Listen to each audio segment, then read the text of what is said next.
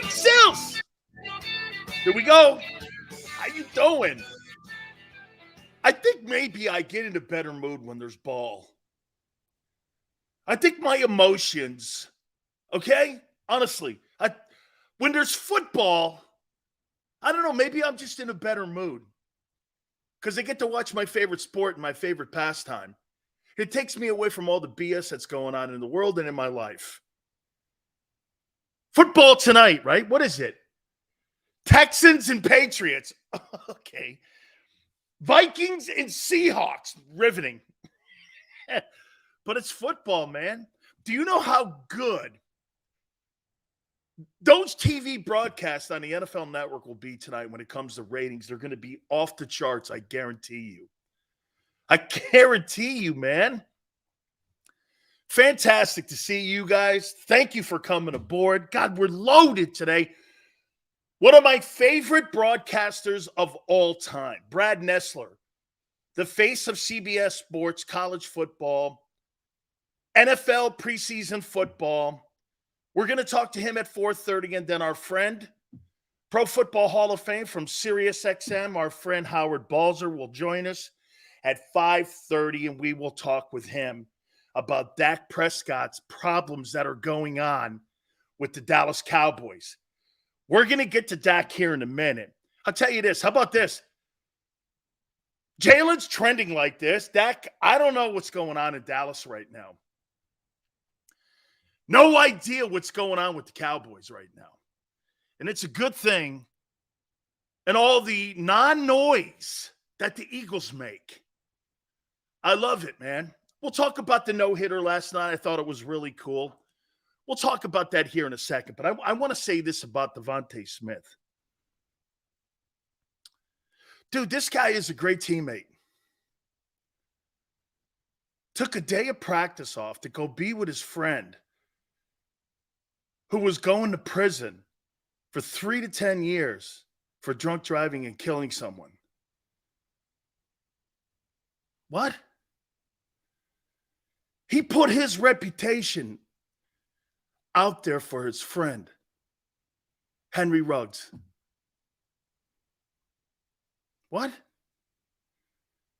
People don't put their reputations out on the line like that with so much to lose and how people could see and come up with narratives that aren't the truth. Hey, we live in a society today where people make shit up about anything. Look at him supporting a murder. You know, you can go down there if you want. You're a loser. Because I've heard Devontae make the comment, my heart breaks for everyone involved.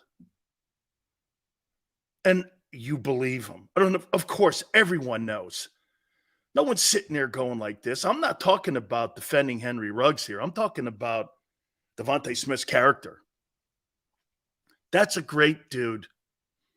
He's a great dude. You got a bunch of great dudes on that team. That's why they win. They're good people. That's why you can have Jalen Carter on your team. Because of people like Devontae Smith. That's a great dude. Coach Sirianni, Howie, I need to go be with my friend. He needs me. This ain't about football. This is about a friend of his going to prison and having everything that he cherished taken from him. And about the family who lost a loved one. Who does that? How come that story's not being covered more? Oh, I know why. Probably not going to get a lot of clicks for that. Ah, damn it. We got to cover AB or Manziel or one of those train wrecks, Baker Mayfield. Because I don't want you to feel too good about yourselves. Because there's people like him in the NFL also. And there's more of those guys than the ABs and the Aaron Hernandezes. Okay? That's a great dude. Had nothing to do with football. Had everything to do with love and friendship. Hey, when I backed Michael Irvin months ago, had nothing to do with football, broadcasting. Has he had issues in the past? Yes. But he's my friend. And I'm always going to be there for Mike, good or bad. You know why? He's always going to be there for me. You know, I look at our news today. We covered pandemics, an island on fire, politicians taking money, lying, this and Jesus criminy. Please, somebody put a story out there about Devontae Smith and what a great human being he is. Dude, he feels for the family too. I've read the stories. I made sure. I mean, but he wanted to be with his friend. He took a day of practice off in his preparation for an important season to see if the Eagles can get back to the Super Bowl. He thought he'd take a day off of his focus and his life to share it with somebody he shared his life with at Alabama. Cool.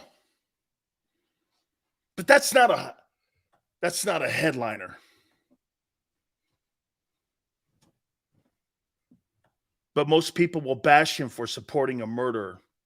Kevin, because those are the people who look for anything to tear down good people.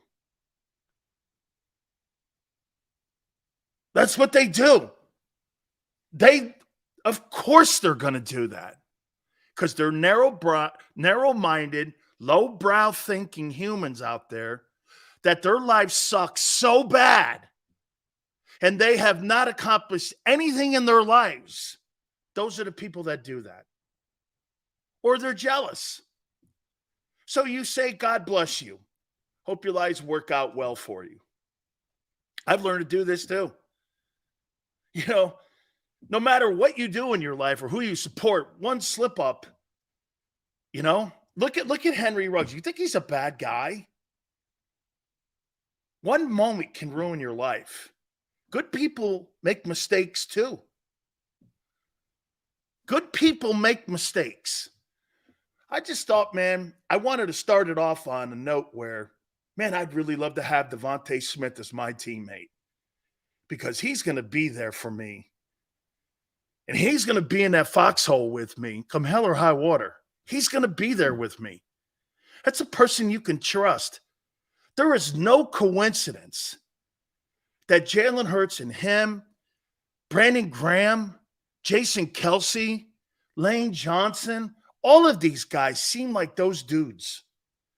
Shit, you could have 3 Jalen Carters on your team. And your locker room was going to be great. I'm going to make this point to you guys. I think the Philadelphia Eagles may have the best culture in the National Football League because of the people that are on that roster today. You have the best culture. I don't know if that's going to translate into any Super Bowls, but I'll tell you what, it must be fantastic to go to work at the NovaCare Center if you're a football player every freaking day because you got people in there you can trust, who you love and who you like and who you want to play with and who you want to live with and be in a community with. Very rarely do you have that in a football locker room. Very rarely do you guys have that in your own businesses. How many people like to go to work every day? Half of us? How many like the work we do, but we hate half the people in it? Half of us? Dude, Devontae Smith, he represents everything that's great with the Eagles, the NFL, and most importantly, Devontae Smith. Get away from the fact that he's a fabulous ball player. He reminds me of this guy. You know, Leroy Selman to me is the greatest football player I've ever seen and one of the most unblockable players I've ever seen. Me, Joe Green calls him the greatest 34 defensive end in the history of the league. Nobody can block him. He's one of the very few guys that is on the all-time college football starting 22 and on the all-time NFL starting 22. He's one of the greatest players to ever live, but he was a better man. I've never seen anything like it. Him and Reggie White were so much alike. I can't believe that guy's personality is that way when he killed people on the field. Maniac, what up, my friend? Okay? Don't let anyone go. He's supporting a murderer. No, he's not. He's supporting a friend in need. Friends are for life, aren't they? You're not supposed to have friends when they're convenient to you. That's not friendship. That's fraudship. Nobody wants a friend when it's convenient. I don't need a friend when things are going well. I need a friend when shit hits the fan. That's when you get a true testament of a guy's character and who he is, and if he is your friend, is when the shit hits the fan. Who's in your corner? You guys all know this. I don't have to tell you this. How many people run and put their heads under the desk anytime all of you are in trouble with anything? Devontae takes a day of practice off, goes and flies across the country to be with his friend who's getting sentenced to 3 to 10. And all of his privileges and all of his freedoms taken from him. And I get it. The other side, Sills, he killed someone. This is justice. No one's debating the justice of it. I'm talking about a friend. Okay? Man, what a great teammate. Dude, that guy walked back on a football field. I might cry for him. I'd be like, man, you're really a great dude. You're really a great dude. That's the stuff that touches you right there. That's the stuff that makes and carries your team and galvanizes your team when you got people like that on your roster. Kudos to him, man. Kudos to his parents. I knew the day I saw when he got the Heisman Trophy, and I saw a community wrap themselves around him and how everyone in the community, when he won the Heisman, and how he thanked God, and everyone in that community was rooting for him. This guy's a great dude. His character, get this, he doesn't have to express his character through his mouth. His actions speak to his character. Man, I'm taken by that guy. It's not a small gesture either. You don't have to do that.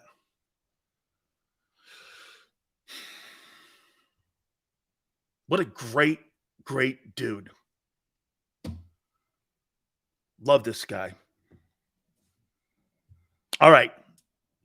Let's move on from something that's spectacular on that team. Devontae Smith. I heard the debate on radio this morning in Philly about the Eagles and about them playing their starters in the exhibition season.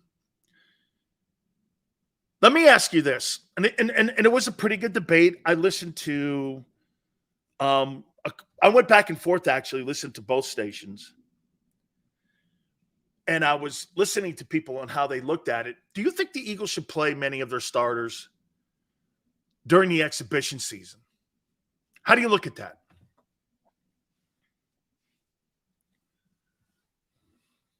You think they should play? We're packed today too, so let's get your thoughts in as quick as you can. JH1 says no. Sue says no. Steven says absolutely not. Dom says last game. Sidham seems to work out for us. Micah, I'm going to get to that here in a second. No, they get the reps in the joint practice. I'm starting to believe that too, JM. Okay? I'm starting to believe that too. Purdy, good afternoon to you. Got to play sometime. Quan, you're all right. You're all right. But here, see what my friend Tone says. Defensive starters should get some reps for sure. Specifically, safeties, linebackers, Carter, Nolan, Smith. Yes, they need reps. Don't play scared. It's the NFL. I wish we could see those joint practices. Jeff, you can turn on the NFL Network. Many of them will do cut-ins when they're doing those joint practices. And if you go, you're not going to see all of the joint practices, but if you go on many teams' websites or a Twitter page, you can see some of the reps and some of the things that they're doing. Only the ones who need more reps, Jacoby. Here's what I'm going to say to this. The NFL is a routine thing. And the Eagles have a routine now. They put a lot of their starters in the controlled scrimmage environment. They don't really play their starters. And it's worked. Now, do I want Jacoby playing? Do I want Jalen Carter getting reps?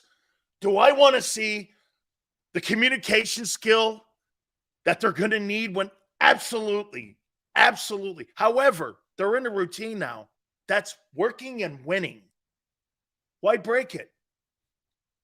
Until it doesn't work, and you're not getting the production you need on the field, why do it any different than what you've been doing the last 2 years? Why would you change that? Now, do circumstances change? Last 2 years, you guys were more experienced. This year, you're not. It really is a fine edge. It really is on how you're looking at this. Okay? It really is. Not scared just yet. Unnecessary games, unnecessary risk for what? And now, Philly, I agree with you. I got it. Jacoby Dean needs to be in our. He does, Bob. But I want to put him in a controlled environment too. So I can stop and talk to him and say, see, can I tell you that I think the biggest problem that he's going to have right away, before we even find out, and many of you are dead on with this, Seals, how can you talk about his play when you haven't seen him play? Okay, well, we're going to wait until we see him play then for that. But I will say this, I think the problems that he's going to have is recognition, false steps, and communication. That's common sense. Why is that? Well, he hasn't been on the field. In theory, he's really never played any NFL reps. 34 reps is not really playing. Okay? But the Eagles are in a routine right now. So I heard all these people talking, how you got to get the reps. And no one's wrong. But they've had success the last 2 years with this formula. Until that formula is showing no success, I would say this then. Hey, end of the day, okay? End of the day, don't do it. Play him in the controlled scrimmages, okay? So, I was listening to everyone. Hey, Seals, you make a point, but I believe Jacoby Dean will do okay this year. Eagle, we'll see. I just don't think he's going to be the guy. I think he's being put and force-fed into a really tough situation. If you had better experience up front in front of him, I would probably tend to agree with you. But you have inexperience behind him and in front of him. And to me, I think that's going to be a remedy for disaster. And he's never really played. You're asking a lot to replace. And on top of that, then you have to replace 100 solo tackles on 160 tackles. He's not going to do that. And he really doesn't have a lot of quality guys around him at the linebacker position. If he had, look, to me, and I've said this the last 3 days, TJ Edwards and Jacoby Dean would have been a great tandem. Would have been a great tandem. Okay? Would have been a great tandem. Instead, Nicholas Morrow, putting your hopes on Miles Jack, Zach Cunningham, guys who've been on the field 2 days. All of a sudden now, these guys are Pro Bowlers, according to some, when no one wanted them. The Eagles didn't sign them because they wanted them. Do you guys understand the difference? and where we are in free agency now, when you sign someone, the Eagles didn't sign him because they wanted him. They signed him because they had to. They signed him because they had to. There's a far different cry when you're talking about bringing a free agent in. And when you're signing Zach Cunningham or Myles Jack, you didn't want these guys. You didn't want them. You signed it because you had to. Because you started watching on film. To me, the problem I think that they're witnessing is that guys are not understanding what's being asked of them. And you're inexperienced, and Dean's missed a lot. Back on practice, from what I understand today. Okay? Price for White goes up the further into the season you go. I think I personally, JM, I think that if you wait until the offseason, that's when the price will go up. Because the Bucs will panic. The Buccaneers don't want to. The reason Baker Mayfield, and he's talking Devin White, obviously. The reason that Baker Mayfield is a starting quarterback in Tampa is because Tampa doesn't want to win games. Tampa's not trying to win games. Tampa's trying to lose games and not piss their fan base off too bad to try to get into the top 10 of the draft next year so they could take the kid from UNC. They're not going to get Caleb. They may get a shot at Caleb, depending on who trades for Devin White. I think Mike Evans' name could be on the trading block as well. But they don't want to win games in Tampa. Just take a look around the league. You really think they want to win games in Tampa? Right? Hell no, not with those quarterbacks. You're not looking to win a ball game there. Look at the shitty places that have shitty quarterbacks that are going into games this year. You're not trying to win. You either have rookie you took in the draft or you got a guy that you're just trying to lose ball games with. What's the point of going 6-10 and signing a legitimate quarterback when you could get into the draft maybe and better your team next year and for the next 3 years? Why would I do that? I'll take a year of suck-ass football if I could get a top-flight quarterback in next year's draft. Common sense tells you that. Can you trade for a linebacker midseason? Of course you can. Ask the Miami Dolphins and the Denver Broncos if you could do that, Kev. Did they not trade Chubb to the Dolphins from Denver? He's an edge rusher making $23 million a year. Now, again, the problem that you have there is you need to manipulate your cap around if you're going to do shit like that. And that's a really tough thing. Now, with these guys they just signed, they probably got $9 million left on their salary cap. They can make a move. And I don't know what Devin – hey, Tone, I don't know what Devin White's contract is for 2023. It is not $20 million, but he's going to command that this coming offseason. He's going to command 20. North of 20. He's going to get paid like Roquan Smith. He's 25 years old. He's a Super Bowl winner. He's a captain of a team.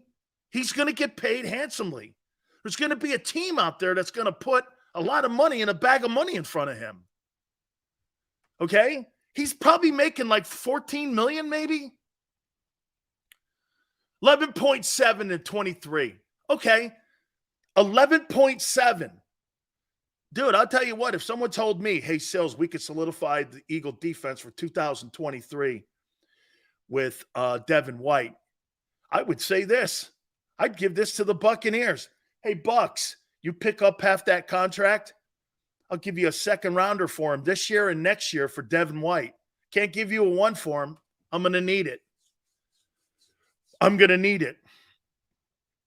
Because I'm going to have some holes on that side of the ball. You're going to need a corner in next year's April draft. Let's throw that out now. You're going to need a corner. A priority will be a corner in the first round next year. So if you're going to start looking for positions and players in this upcoming college football season, If I were you, you're going to need a corner. That's the position you're going to go with because that's a priority position on the Eagles. It's not safety. It's not linebacker. It's corner, edge rusher, tackles, line, O-line, receivers, quarterback, tight end. Those are your premium positions that the Eagles put money out. This is what they do. I pay these positions and I don't pay you. You know exactly where you stand. Okay? Someone goes like this, Ringo. Hey, he may be it. I'm talking about a first-round draft choice, not a third. You may get lucky and land, and Ringo may turn out to be the next. But usually later round picks take a little bit more time for development. That's why they're later round picks. Christian Gonzalez is probably the other pick that the Eagles could have taken at 10. Because they're going to need that position. Carter Fell. Anyone with a brain cell takes him. Anyone with a brain cell takes him.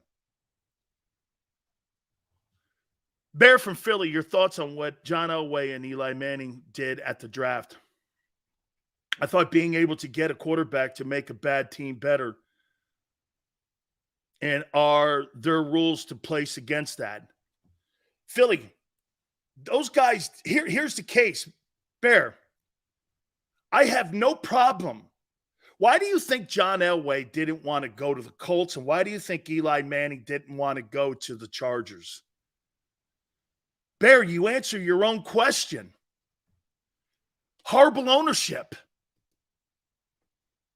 Horrible ownership. Okay?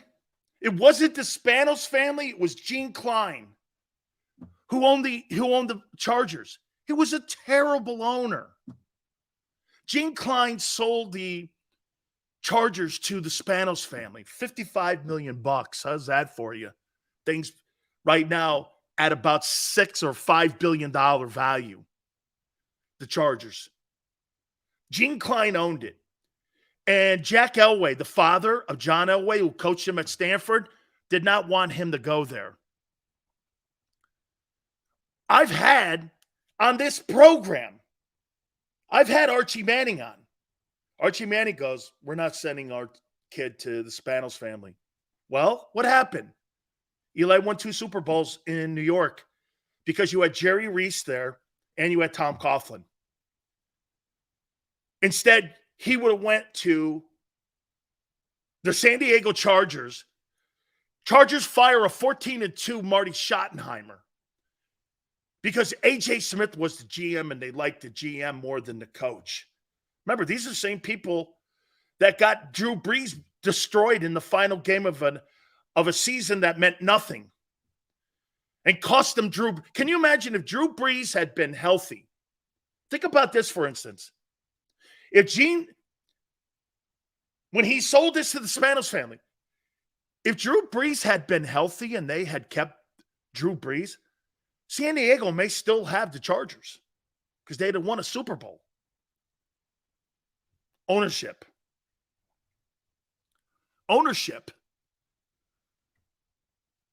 Yeah, of course he was a general manager of the Colts, and he didn't even want to make the call. I think he resigned 3 days later or 4 days later. He didn't even want to make the call. He couldn't do it because Bob Irsay came in and said, trade him. And he goes, I'm not trading him. Bob Irsay made the deal. Ernie Accorsi, who I knew, didn't want to do it. It was Bob Irsay. Dude, think of that. The apple didn't fall from the tree when it came to Jim Irsay and Bob Irsay. They're both shitty owners. There's no coincidence. Once they moved out of Baltimore, another team went in there and won Super Bowls. You were never going to win Super Bowls with the Accorsi or with the with the Irsay family. Okay? Well, they got one with Peyton. Only because of Peyton. So let me get into our topics. Pretty funny. Jason Cole wrote a whole biography glorifying Elway, then followed it up with a book chastising parents for looking out for their kids' best sports opportunities. Everyone's a critic, JM. Everyone's a critic. All right. It's time, folks. We're going to talk Dak here in a minute, too. It's time. Exhibition football starts today. We have our list of our top 10 quarterbacks. We do it weekly. Starts today. Starts here in a minute after Louisville Cards. I saw Jordan Davis' video. He may lose his spot in the rotation with that get off to Milton Williams. The Kobe Dean spot is going to Jack, Miles Jack. See, hey, I want to wait and I'm not going to say any more on Jordan Davis. I want to see him play. I've already made my statements on him. Louisville, I've already made my statement on him. He's a good football player. Is he a star? No. Will he be a star? No. Will he be good? Yes. Will he be better than Hollis Thomas? I don't know. Will he be better than Corey Simon? Do you think that Jordan Davis will be better than Corey Simon?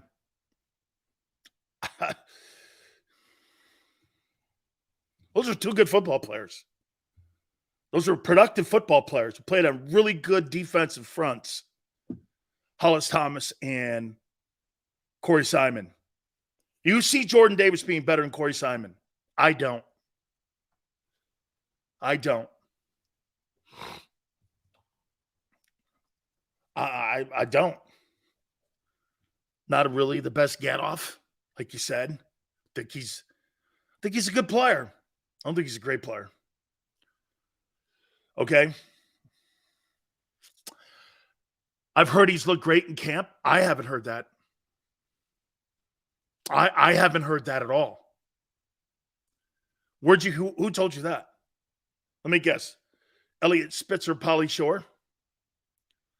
Okay. Simon was the 7th pick. I think he was a top 10 pick. All right. You know what? Before I get to Jalen Hurts and where I see him in the NFL right now, let me ask you about Dak first.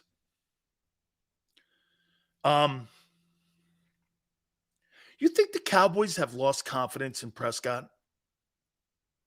Why do I feel today on August 10th, talking to everyone and people contacting me and talking to me, Sills, have you ever seen Jerry Jones and Stephen Jones so critical of a quarterback? And I said no. And I've known these guys since they've owned a team. Actually, I've known them prior to them owning the Cowboys. I've never seen them put pressure on a player like this. Actually, I've actually never seen them talk as publicly as they are about their team without trashing it. Zach Martin, you're not getting any money. We have to give money to CeeDee Lamb. CeeDee Lamb, Zach Martin? I don't see it. CeeDee Lamb? Zach Martin? CeeDee Lamb is going to the OU Hall of Fame. Zach Martin's going to the Pro Football Hall of Fame. I don't see it. We got to give Michael Parsons money. I get that. But that's next year. Dak, I've said it. He is the Eagle killer. He is the Eagle killer. But the picks in practice, boy, is Mike McCarthy doing this and making him, is this what we're doing here? Is it Mike McCarthy that has put the pressure on him and the Cowboys are siding with the head coach?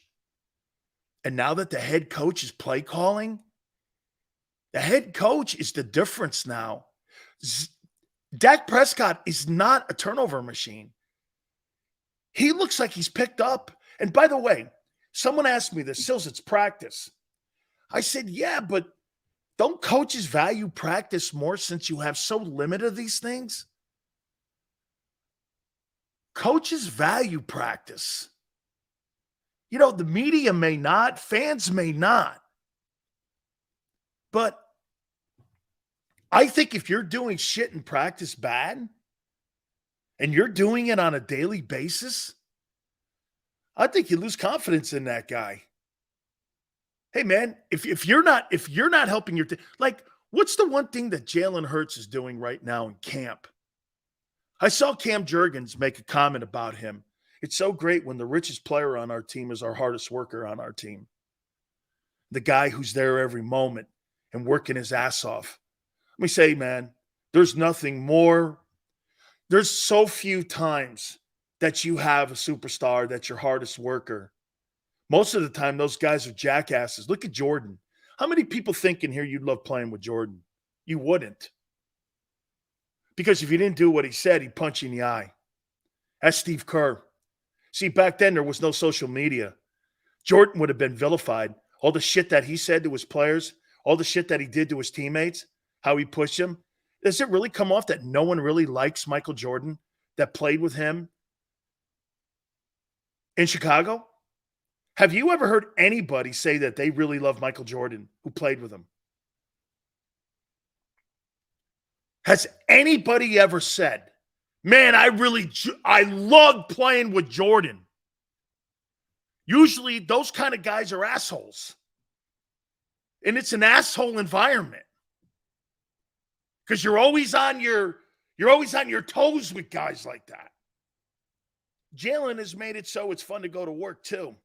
It's rare when you got people like that. Tom Brady too. Again, I can't believe what I'm going to say again. You know what, Tone? I don't think I've ever seen and they're so different in style. I don't think I've ever seen a player that has the same characteristics as Tom Brady other than Jalen Hurts. I'm not talking about style. I'm just the way they are. I mean, Tom Brady could talk to a murderer or talk to the fourth team wide receiver or defensive back on the team. If Dak is an Eagle killer, he's also a Cowboy killer. LJ, pretty fair. Okay? That attitude works when you're winning, not so much when you're 6-11. Right. Fly goes Dennis Rodman. It's funny. Everyone on the basketball team hated Dennis Rodman, but Michael Jordan. You think there's any coincidence to that? Probably not. Yeah, picking Montana. Montana was a weird guy. He's just a weird dude. It was almost like, he had this crazy mentality that get him on a football field. His ability was so spectacular. I mean, he just was a spectacular player. Just when I see Dak now, man, I mean, I think, is the pressure getting to him? You think the pressure's getting to Prescott? Bear from Philly, I would say Dak loses both games to the Eagles and don't make the playoffs. He's gone my treat at the Capitol Grill. KOP. Thank you, brother. No, he's just another Kirk Cousins. I think the pressure's gotten to this guy. Yeah, Chuck, that is hey, Chuck, I was on the sidelines for that Super Bowl. Kevin Fagan had given me tickets to that Super Bowl in Miami. And Kevin Fagan was on the sideline. He goes, he's going in. Got a 10-yard penalty or a 15-yard penalty. They had to go 92 yards or something in less than 2 minutes to win the Super Bowl. Guy was stupid great. It's either McCarthy or Dak. One of them got to go for the Cowboys. The Cowboys might be in turmoil now. That's a good thing. You don't have Zach Martin. Prescott's throwing picks every day now. Teammates are talking shit to him.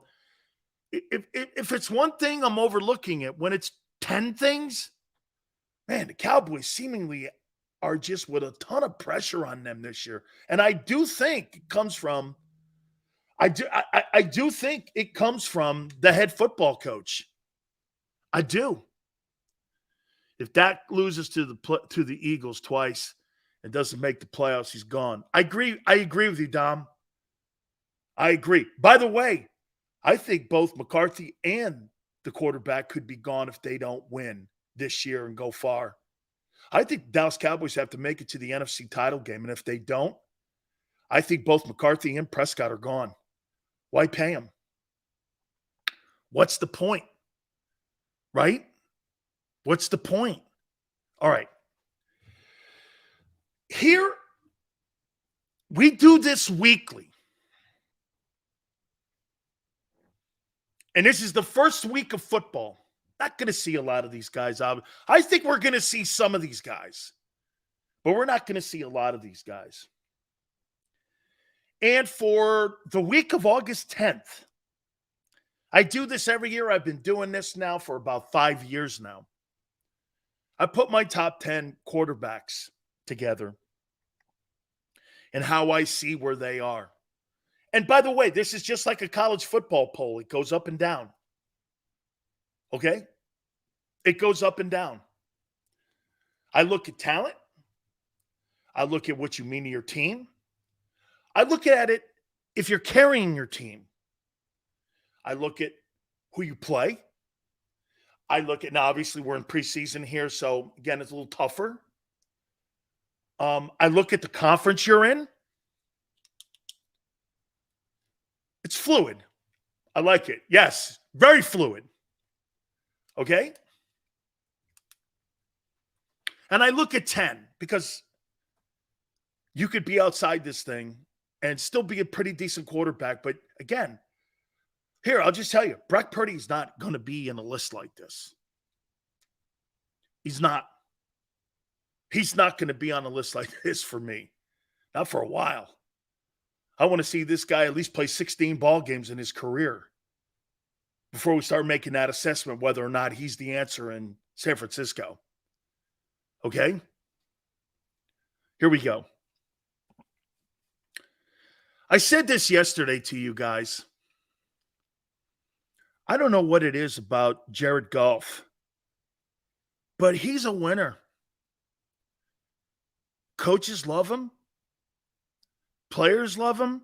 His teammates. He wins. Just like Jalen Hurts, he's taken a team to a Super Bowl too. Did they lose that game 14-7? So he lost to the Patriots 14-7, right? Something like, am I right when I say that? Or was it 14-3 that they lost that Super Bowl? I forget what the stats were in that game. It was one of the worst offensive football teams that played together in a Super Bowl of all time. Was it like 14-3 or something like that? Right? I don't believe they even scored an offensive touchdown in that game. It was terrible.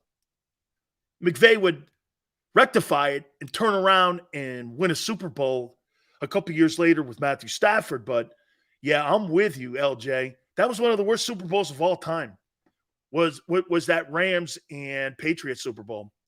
13-3, that's it. It was just ugly, man. I mean, you talk about like one of the worst games in the history of that series, the Super Bowl. That had to be the worst game of all time. And here's the deal.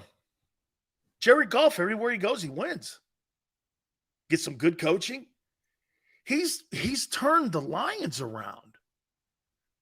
He's turned the shitty Lions around. Something Matthew Stafford could not do. Dude, Hey, could somebody do me a favor? What's his record in the postseason, too? I mean, let's see. He got to a Super Bowl. It can't be that bad. He might actually have a postseason record that's better than Lamar. I mean, he had to have won at least, he's got to be at least 3-3 or 3-4. He's 2-3. He's 2-3 in the postseason. That's not horrible. It's a better win percentage than Dan Marino. Golf's 3-3. Dude, that's not horrible. Especially when you look at both Brett Favre and Aaron Rodgers, one game above 500. And you look at Russell Wilson, he's 9-7. That's not horrible. So I got him at 10. I hated this player. I couldn't stand him. I got him 10th. Kudos to you, dude. I got Russell Wilson at 9. And do you know why I put him at 9? Why would anyone put Russell Wilson in a top 10? Why do you think that is? Why would you put Russell Wilson in a top 10? You guys have any idea why? You got to give him the benefit of his career before you say this. Let's see him do it again.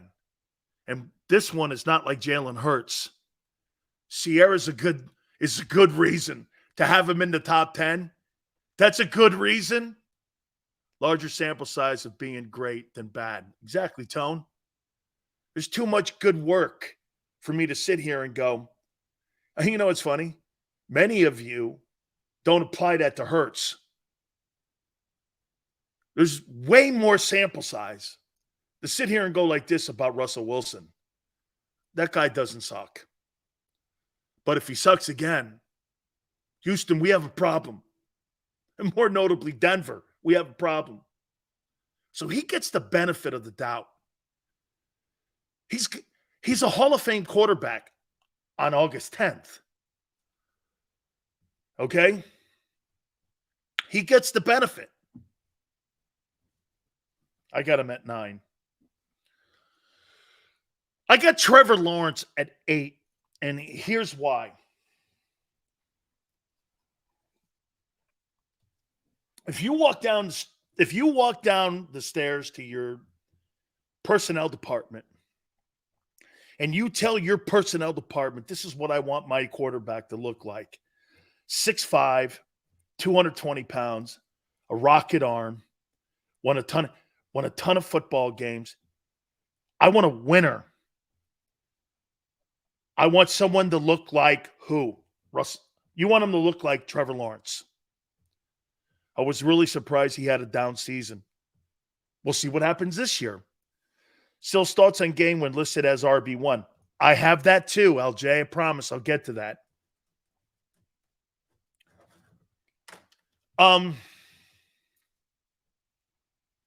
Remember when you wanted us to trade for Wilson? Remember 007? See how 007 doesn't tell you the truth? The Eagles and the Seahawks had worked a deal out. Russell Wilson rejected it. You mean that too? Eagles and Seahawks had worked a deal out to trade Russell Wilson. Wilson vetoed it. So, yeah, I agree with Howie. Yeah. Did you forget that too? Because that's also part of it. You forgot that, didn't you? See, he just wanted to put me in there. But his general manager made a deal, had a deal on the table. Remember when you wanted him? Yeah, like your GM did.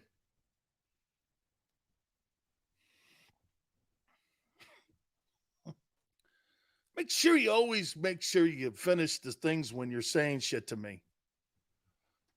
Okay? Because that's half the story.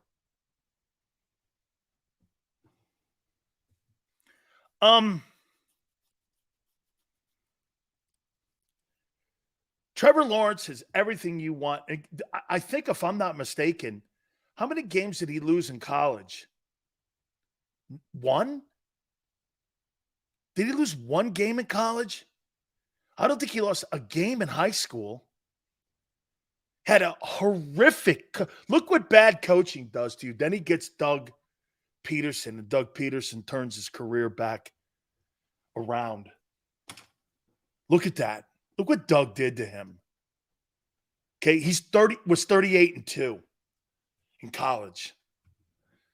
And if I'm not mistaken, blew the doorknobs off Hurts in a title game.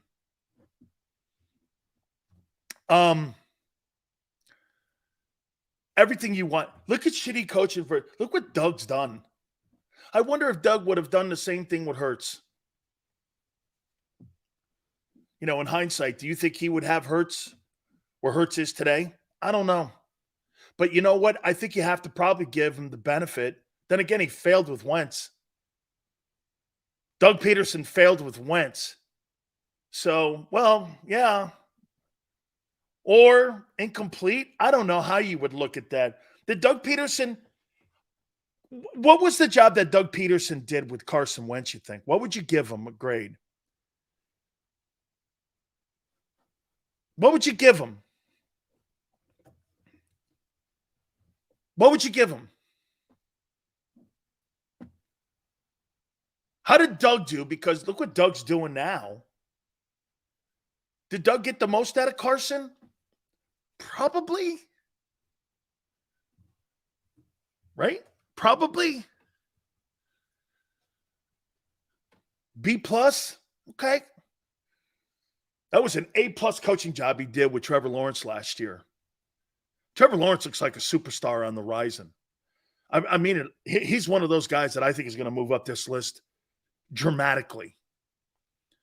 Okay? Everything I want my quarterback to look like, he's it. He's it. I like him. I like him a lot. And they're putting good talent around him. Okay? Number 7.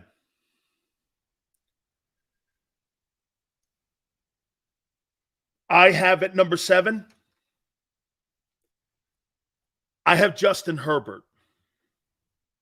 Everything you guys say about him is true. Let me ask you this. How many people, and now you're too young for this name, Tone, but you're not for the second name. So you have Dan Fouts and Phillip Rivers, and you don't win shit with them guys. And now you have Justin Herbert. Is it an organizational thing that's the problem with the Chargers? Because it can't be those two Hall of Fame quarterbacks, and now you got a guy who's one of the highest paid people in American sports. It can't be those guys, can it? He was headed to the playoffs, but once Wentz ended up hurt, and Foles had to step in again. Yes, that's the story. I mean, it's an organizational thing, isn't it, in Los Angeles with the Chargers? Right? It's organizational. I don't think you could keep – hey, this is the third quarterback that has Hall of Fame potential talent in Justin Herbert. And you're not winning enough, right? You had Dan Fouts, Phillip Rivers, and now this guy. Shit, you had Drew Brees. So wait a minute. Let me get this right. You have had Dan Fouts, Phillip Rivers,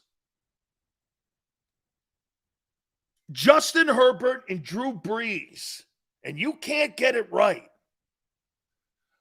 That's got to be organizational. The Eagles have never had quarterbacks like that in progression. Never. Never had quarterbacks like that. Shit. There's a ton of teams that – look at the Dolphins since Marino. And really prior Marino. Hey, Ronald, Brees was a Pro Bowler with the Chargers in San Diego. John Hadle Quan, I think Hadel did win the championship when they were still in Los Angeles, though. But that was under Baron Hilton. When Baron Hilton owned the team. And they were in the AFL then. That's the only championship the Chargers have ever won. I think they got to an AFC championship game once and then went to the Super Bowl and got destroyed by the Niners. That's it. But I think the organization, if you're Justin Herbert, hey, it's great to get paid with the Chargers. It's great to play in LA. But eventually, winning's got to matter, son. It's got to matter, man.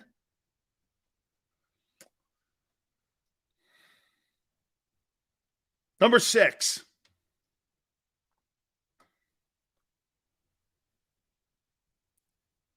I have Lamar Jackson. Maybe of all the quarterbacks that are on this list, he's maybe the quarterback that I'm looking forward to the most to watch this year. Will he be healthy? Will he improve under Todd Monken, what they're doing now? How's he going to look with Odell Beckham and with Zay Flowers? How's the tight end and that threesome going to look with Lamar? Are they going to be able to run the ball? They're going to play better defense. Supposedly, Jadeveon Clowney was offered a contract today by the Ravens. They're going to keep adding as much personnel as they possibly can on that side of the football. They've got to get better. They got to run the ball, too. John Harbaugh is a spectacular coach. I think John Harbaugh is a better coach than Jim Harbaugh. Okay? I think Lamar Jackson, I cannot wait to watch Lamar Jackson. We're doing my top 10, the first list of the year, quarterbacks in the league. Goff 10, Russell Wilson 9, Trevor Lawrence 8, Justin Herbert 7, Lamar Jackson 6. Number 5. Tone, I'm gonna get through the list before we take a timeout. Number 5. I have Jalen Hurts here.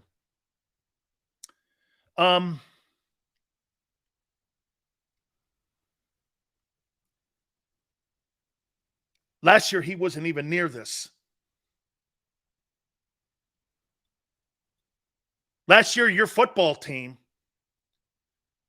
had him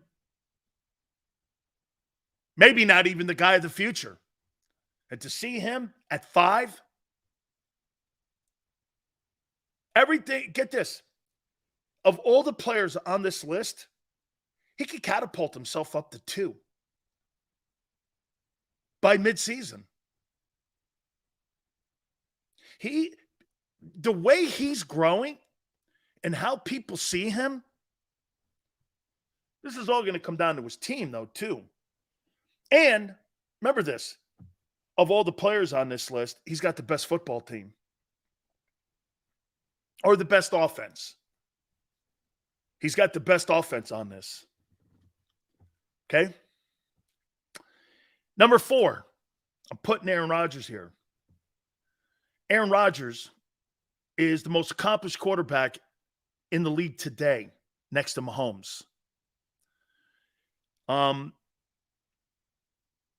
I think they're going to have troubles at offensive tackle. I saw a little bit of the film of their offensive tackles. I think they're going to struggle. And of all the guys that are on this list, Hurts is going to be the guy that's going to continue to rise. If there's one guy on this list that I think is going to fall, I think it's going to be Rodgers. And I happen to agree with JM. I think that offensive line is going to be his demise.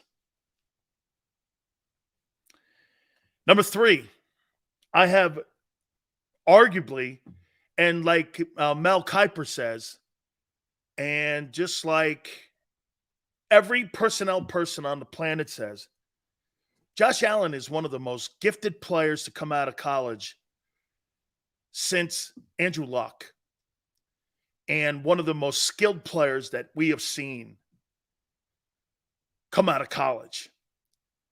As many people say, he's in a better division. He's got lesser talent around him than what a lot of these quarterbacks do. He was 13-3 last year, threw 35 touchdowns, had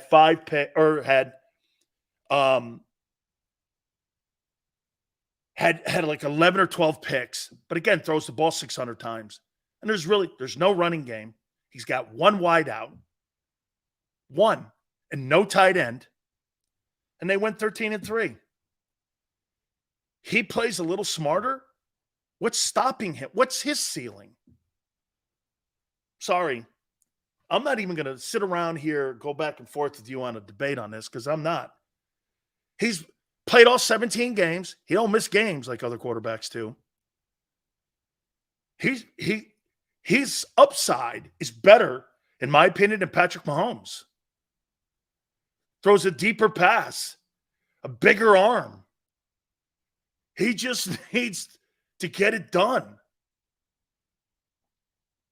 He has no talent around him but Diggs. That's it. The other guy's not bad, but he has nothing. Zero. There's no A.J. Brown or Devontae Smith or Dallas Goedert or offensive line like that. There's none of that. And he's in the AFC. And he's beaten Mahomes. He's beaten Lamar Jackson. He's beaten Burrow. He's beaten all them guys. Jalen's never beaten any of them guys. I got Burrow too. Dude, I get it. It's a lower extremity injury. And we're starting to see these things, though. Okay? I got Joe Burrow too. 2 straight AFC title games, AFC championship game. In the last 2 years, he's been to both. And he's turned the culture around in Cincinnati. That's got to be considered one of the worst. And there's Mahomes. Has nothing, shouldn't say nothing, has Kelsey. A good line. Better than what people give it credit for. Okay? That kid Creed can play. He can play. And you have Andy Reid. So here's my list. And here's the 10. As you see, there's a lot of guys off this list that have a lot of work to do. Dak's not on this list. Jared Goff, Russell Wilson. Who would have thought that a year ago, that Dak wouldn't be a top 10 quarterback and Hurts is a top 5 guy? Jared Goff, Russell Wilson, Trevor Lawrence, Justin Herbert, Lamar Jackson, Jalen Hurts at 5, Rodgers at 4, Allen at 3, Burrow at 2, Mahomes at 1. That's my 2023 week 1 as we start the exhibition season tonight. I do want to talk about Kenneth Gainwell being named RB1. I'll do that at the top. My friend, I love him to death. Brad Nessler, the voice of CBS Sports College Football, will join us at 4:30. Also, Howard Balzer from SiriusXM Radio will join us. Hall of Fame voter, 5:30. We'll talk some NFL with him. We'll get his take on Jalen Hurts and also the race for the NFC. We'll get his thoughts. That'll be an hour. And, by the way, give us a lowdown on what's going on with Arizona out there with Jonathan Gannon. So we'll get his thoughts on that. Please hit the like button. Hour number 2 coming up. Keep it here on the National Football Show.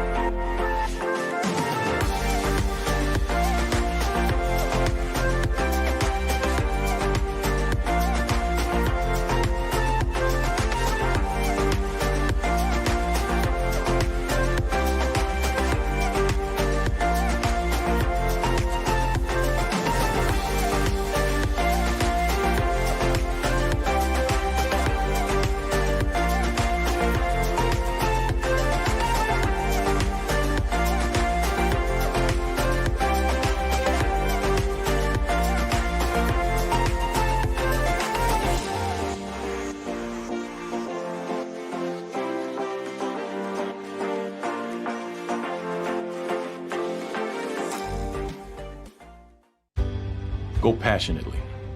Go fearlessly. Go confidently. Go Birds! Go confidently towards your goals with First Trust, Philly's hometown bank for nearly 90 years, and the official bank of the Philadelphia Eagles. We're focused on getting you over the goal line. So go with conviction, go with trust, Go Birds! and go forward with us by your side. First Trust Bank, the official bank of Philadelphia dreams. Oh, and go Birds.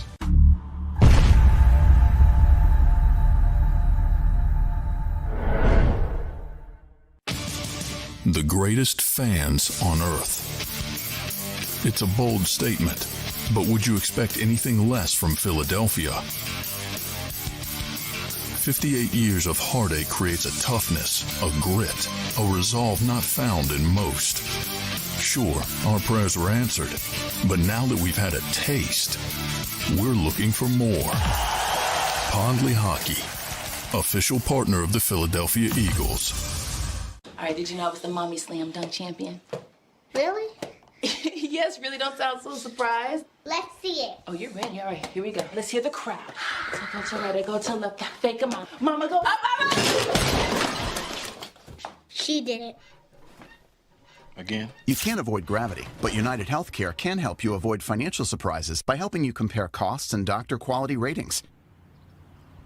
United Healthcare. Uh-huh. EAGLES, Eagles.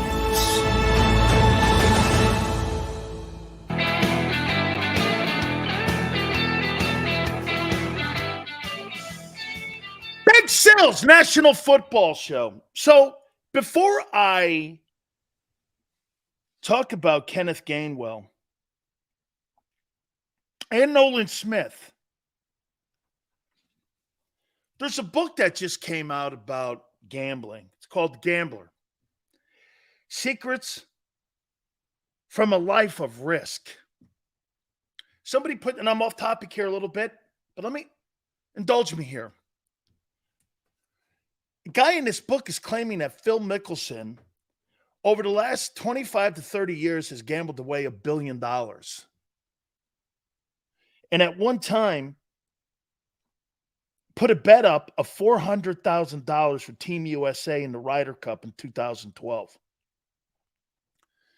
How come no one questions Phil Mickelson on throwing matches on the PGA Tour ever? And yet you'll put Calvin Ridley on suspension in the NFL for a year for betting on a ping pong match.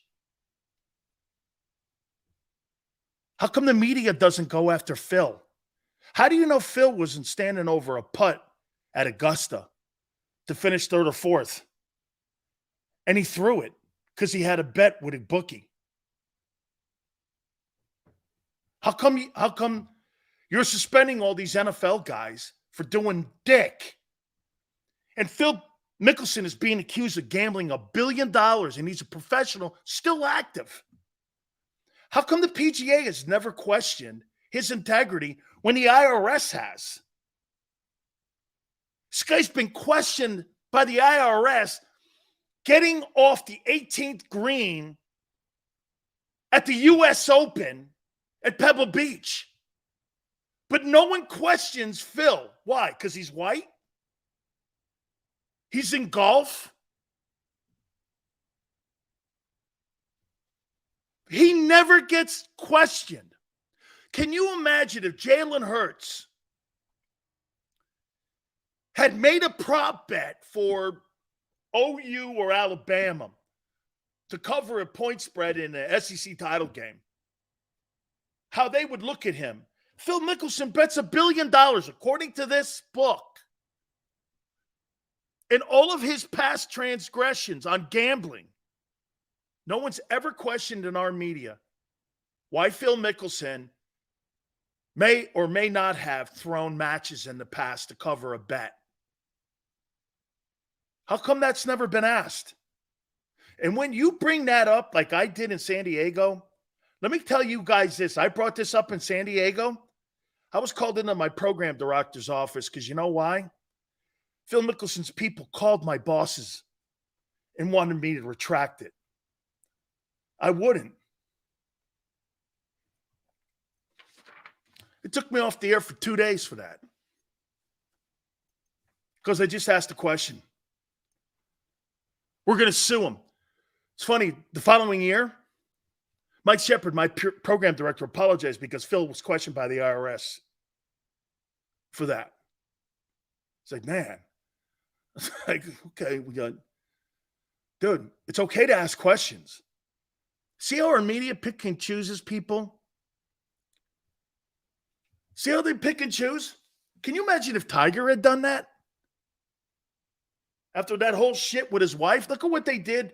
Hey, the only thing Tiger Woods has ever done has been accused of being a bad husband. I could line 100 guys up I know that are bad husbands. Okay? I mean, doesn't mean make him a bad father. But I'll tell you what, you bring anything up in this country about Phil, holy shit. See, this guy's got the money to come after you. That's why. How do you know he wasn't throwing golf matches? Or in, I guess, point shaving or score shaving? No one's ever brought that up. Every time I bring that up, people always are like, shh. This guy, you know who he reminds me a little bit? Lance Armstrong. This guy comes after you because you're telling the truth. Most people won't do that.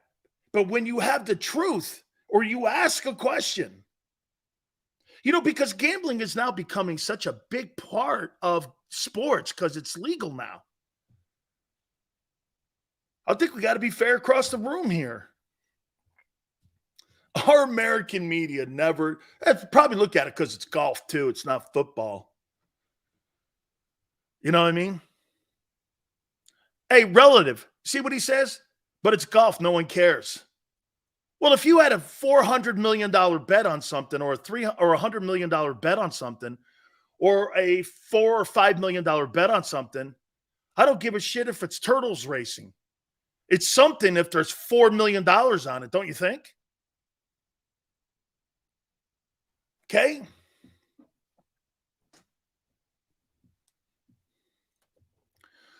JM goes, I didn't fault Lance for cheating like everyone else did, but I do for trying to ruin the lives of others who questioned him. So JM, then you had no problem with Barry Bonds then, right? Barry didn't try to ruin anybody's life because everyone else was doing it during that time too.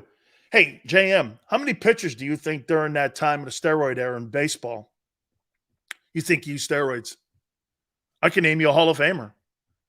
Roger Clemens. I mean, how many pitchers like Eric Gagne were using steroids facing Bonds during that time? That was my problem. See, everyone in the media, because Lance Armstrong's white, was supporting and rooting for him because he hid behind the most disgusting thing of all time, cancer victims. Okay? Bonds didn't hide behind anything. All right, let's get back over, again, exhibition football tonight. We were talking in the first hour. By the way, Brad Nessler, bottom of the hour. We were talking about players who should play for the Eagles in this exhibition season. Man, I want to see them put Nolan Smith on the field a lot. Because you have to figure out what he is. Get this. Don't you agree? You have to figure out what he is. Right? We still don't know. We still don't know what he is. Right?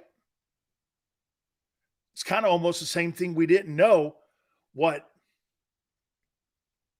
Hassan Reddick was. We found out what he was. We have to figure out we have to figure out how to use him. I want him on the field a lot. Hey, of all the rookies, including Jalen Carter, I think he could maybe be the most destructive rookie weapon they have in their arsenal this year. And I don't want to keep him in the barn. I want them to get him out there. You've got to figure out. This is another area that I think you could probably say that Patricia will be a factor in helping because of all the hybrid guys they had up in New England. I mean, they've had a ton of hybrid guys. Who was that guy that just got to the Hall of Fame a couple of years ago that was an edge guy, that was a hybrid guy that was on the team? And I think Carroll brought him in, but Belichick had him at the back end of his career. What was that guy's name? Not Willie McGinnis. It was the guy before that. I don't know, maybe Bill didn't have him. But New England always had these tweener guys, Teddy Bruschi, Mike Vrabel, right? Guys like that. And they were always able to utilize those guys. And the league, I think, is now going towards more people like Nolan Smith and Hassan Reddick and TJ Watt and guys like Micah Parsons. I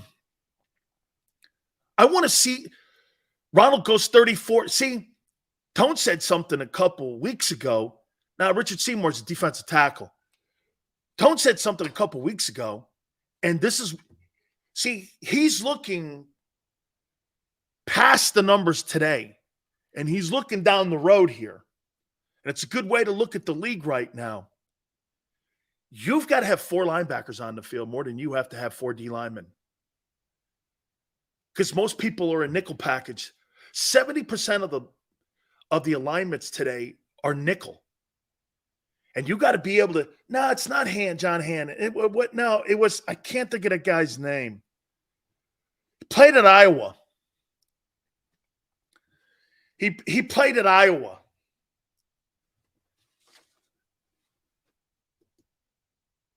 Got to have those edge rushing tweeners. Like a guy like Kevin Green today would kill it. Guy like that would kill it. So you got to figure out I think my ultimate dream, tell me this is not the ultimate dream for your defensive line. And I'll get to Kenneth Gainwell here in a minute. Andre Tippett. Thank you, CZ. Andre Tippett. He may have been there because he was another one of those tweener guys that was New England was able to utilize. I think Bruschi was already on the roster too, and I think Carroll brought him in. They were notorious for drafting all those tweener guys and turning them into stand up and put your hand in the dirt guys. They've had a ton of them up there. This guy Judon, how did Baltimore let him go? How did Baltimore let that guy go? Right? How'd they let him go, man? Here's my ultimate defense. Josh Sweat. Jalen Carter. Jordan Davis.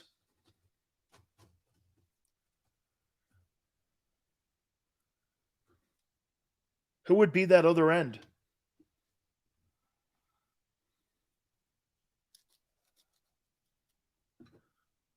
Who do you have at the other end to take Brandon Graham's spot?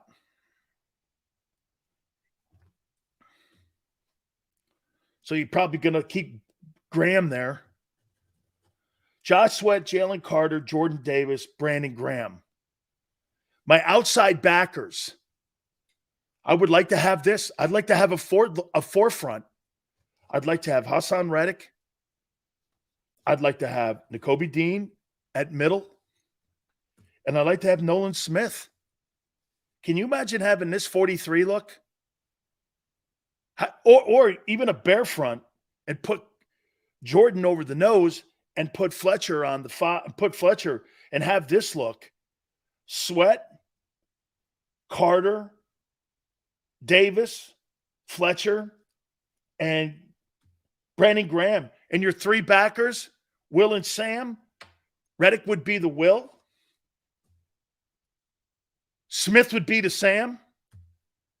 And Dean would be the Mike. Look how young you'd be. Look how athletic you'd be. And look at those two guys coming off the perimeter. Now, the problem you have with Reddick, you can't cover, so you're probably going to want, again, you don't have 4 linebackers. Okay? You don't have 4. So that's why I think you're going to either see a 5 front or I think you're going to see a 43. You're not going to see a 34. You don't have the linebackers to do it. You don't have the personnel in the room. And if you think Miles Jack and Zach Cunningham are all of a sudden going to be instant starters, remember, I said this in the first hour to you. Okay? I said this in the first hour to you. These aren't guys you wanted. These are guys you have to have. You didn't want Miles Jack. You didn't want Zach Cunningham. You're hiring them because you need them. Now, you didn't want them before until you started watching practice, till you started watching game film, till you started looking at your depth, till you started seeing that there's communication issues out here. Okay? You know, I can't wait. Before I bring Brad Nessler in, man, he has seen so many great college football games. And since we're based in Philly here, I can't wait to ask him this, how shocked he is on seeing where Jalen Hurts is. You know, I remember watching this kid get benched, sat down in a national championship game, become a phenomenal teammate, started something, finished something, like my grandfather always told me, got his degree, was a great teammate, went to Oklahoma, was a runner-up in the Heisman. And to see where he is now, Brad watched and covered all those SEC games. Let's bring the voice of college football for CBS Sports in, our friend Brad Nessler. Thanks for doing this, Brad. I appreciate you spending time with us. You got it, Dan. How you doing, buddy? How shocked are you when you see Jalen Hurts where he is now? Kind of what you talked about, because of the kind of teammate he was, you know, lost his gig at Alabama, came in when Tua got hurt, SEC championship game, takes him down the field twice. Still one of the more thrilling games I've probably ever done in the last 10 years anyway. And Gary and I were saying, we can't believe this is happening. We just can't believe this is happening. First of all, you know, he was the star. Tua comes in, they change the offense, more prolific arm, and Jalen just hangs in, and he's an unbelievable teammate. And to this day, I think he just changed his cell phone number. So, Jalen, if you're listening, text me your new number, bro. But I would text him when he went to Oklahoma, you know, great job. When he had a great game, or if he didn't have a great game, keep your head up, kid. When he got to the pros, you know, and he started to develop what he is now, I'd text him weekly. If they lost, I'd say, hey, man, you're playing great. When he got his new contract, that's probably when he changed cell phone numbers, Dan. And, you know, I said, you earned every buck of that. And I just think he's a great kid. He's not a kid anymore, but I knew him as a kid, and so I still think of him that way. And I'm just so happy for him, because the city loves him. The league needs guys like him. He's done an unbelievable job. Really proud of him. I'll tell you something. There's something about that culture at Alabama. And I said this about Devontae Smith, who you also got a chance to cover many games with. And Brad, not to put you on the spot here, but I opened my show with this, and I said, look, that situation with Henry Ruggs out in Las Vegas is awful for everyone around. It's just an awful scene. Lives were taken on both Henry and the unfortunate soul because he was drunk driving. Everyone. I'm not litigating that here, but here's a guy in Devontae Smith that took time out of his day and preparing to go back to a Super Bowl, Brad. and wanted to be with his friend because his friend was sentenced to 3 to 10.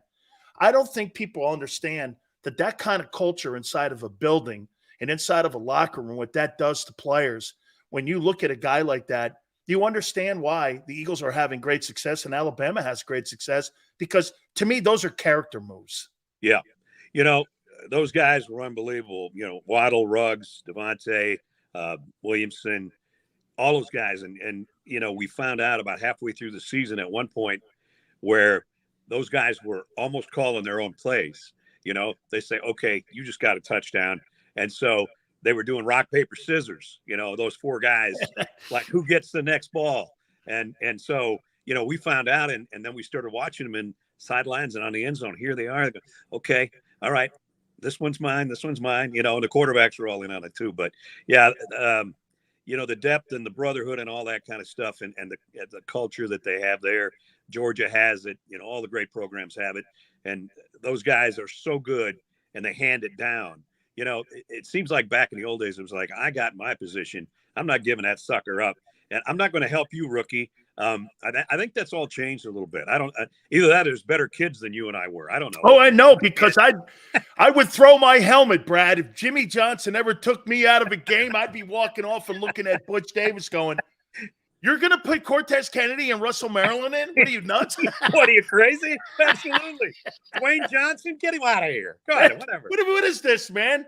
Hey, I obviously, Brad, the main reason we got you on here is because of what college football is going through right now. Do you think college football is in a good place right now? Man, what time is it, right? I mean, yeah. We had a seminar, a mini seminar, CBS on Monday and Tuesday, and we had Tony Petitti on. And, from the time, that we knew we were going to have a little Zoom seminar on Friday to when we hit Monday, there was two more teams in the Big Ten. We were having Big Ten and SEC meetings all at the same time. I mean, it's so unbelievable. The last 2 years, really the last 2 weeks, I can't keep up with it almost. And, I look at it and I go, all right, I know who I'm doing games this year. I'm not 100% sure what games I'm doing next year. We're kind of mixing and matching because we're adding the Big Ten to the SEC this year. And so I literally have to look, down and go, I got to write this down. Okay, I might be in or I might be not there. And, so, I mean, between that, the transfer portal, the realignment, the NIL, I mean, just in the last 2 years, it's completely changed. You just take 50 years of what you thought college football was and just light a fuse to it. That's what it's become. It's nothing like it used to be. Brad, I got 2 national title rings back there from UM, and I'm going to tell you this. Sucker. Hey, I'm going to say this, though. I don't know about where you are on this with this, but since this committee thing, and I get it, we had bowl alliances. We had people who watched the game, actually. Yeah. Different parts of the country would vote for the national champion every year. The Rose Bowl mattered. The Orange Bowl mattered. The Cotton Bowl. And I sound like, oh, man, get off my lawn. I get it. However, there used to be rivalries, the bonfire, Texas A&M. It just seems to me, and I know that television networks are part of all this thing here. Hopefully we can get Brad back here. But and what we've kind of talked about a little bit over the last 2 days. And Brad, what it's been is it just seemed that back then there was a shot that BYU could win the national title. Yeah. And ever since '84, it just seems there's been such a push to make sure that never happened again, that the Holiday Bowl would never be the end all for a national champion. Do you believe that's why we're in the position where we're at now? Is that they just want to protect their own, the big conferences? Or am I going too deep into this? No, I don't know. No, you're not. It's become a big question the last few years. Are the bowl games worth anything if you're not in the playoff, rotation? And I don't know, like we do the Sun Bowl every year, and the kids seem to be excited, the ones that actually show up. But that actually started the whole Christian McCaffrey thing. Stanford was supposed to be there one year. He was one of the first guys that didn't show up. And so, we had to make a big deal out of that. And then in subsequent years, I mean, last year, I think I don't know, I think 9 Pittsburgh guys bailed out. So, I've become used to it, but do I like it? No. Would I go and play in a minor bowl game if I was a kid that had an NFL future? Hell no, I wouldn't. I mean, we've seen that happen too, and take guys out and, they don't come back for 2 years. So I get it. I love the old way, but like you said, I don't want to be the guy telling you to get off my lawn either. I know it's going to change, and we got to change with it, or what else are we going to do?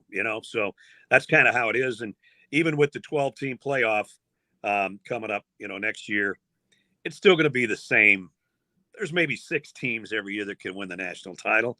You can't tell me one of those 12 teams that came out of wherever, doubtful that they could make it through the gauntlet to get there, So it's going to be the same kind of thing. It's just that there's a few more guys who are going to have a chance. Don't you agree, Brad? You probably have a better – I wonder if you have a better – I don't want to speak for you here.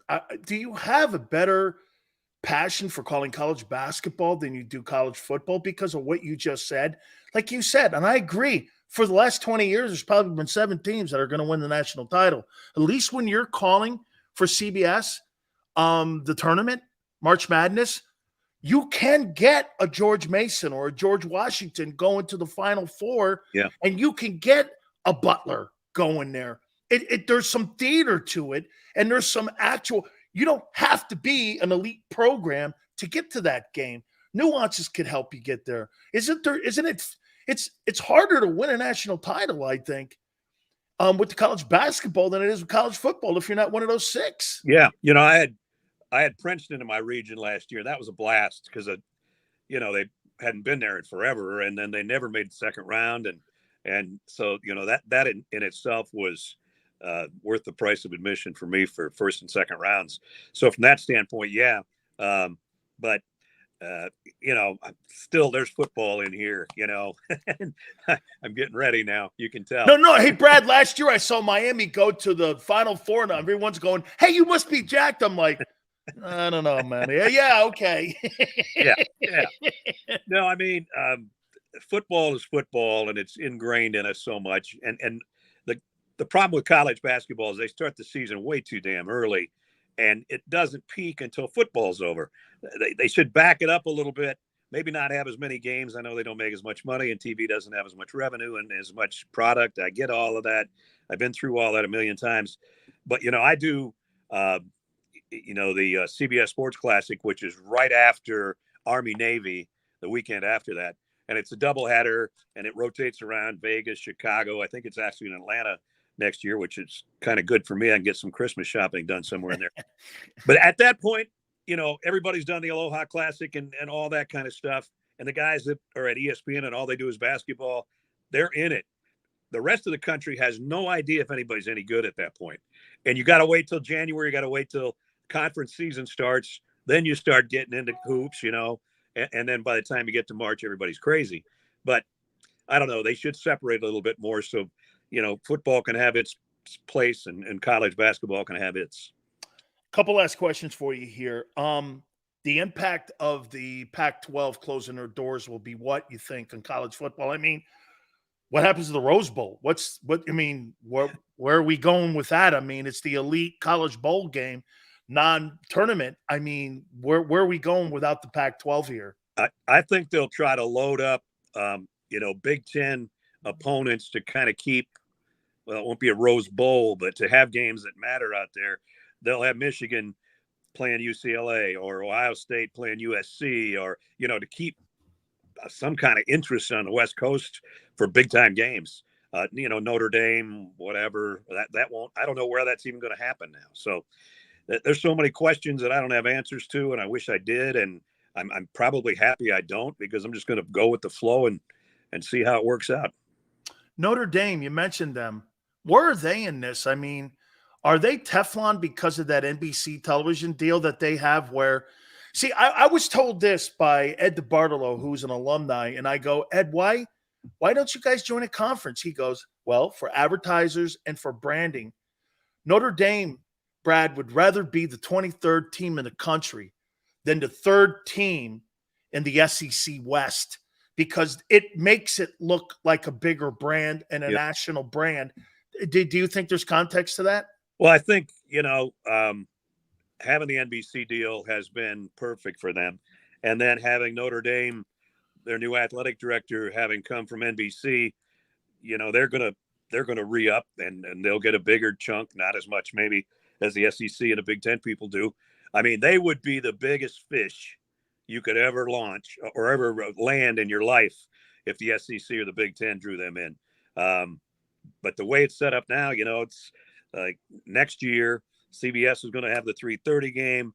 NBC's got their Notre Dame home package, and then NBC has the nighttime Big Ten package. So, it's like a triple header every weekend, and it's all going to be cross-promoted, kind of like the NFL does now, not saying keeping it real quiet. Well, oh, wow, the Chiefs and the Patriots are coming up, but that's on CBS. We can't say that. That used to be the old way, and now everybody's kind of going, all right, let's just keep this flowing.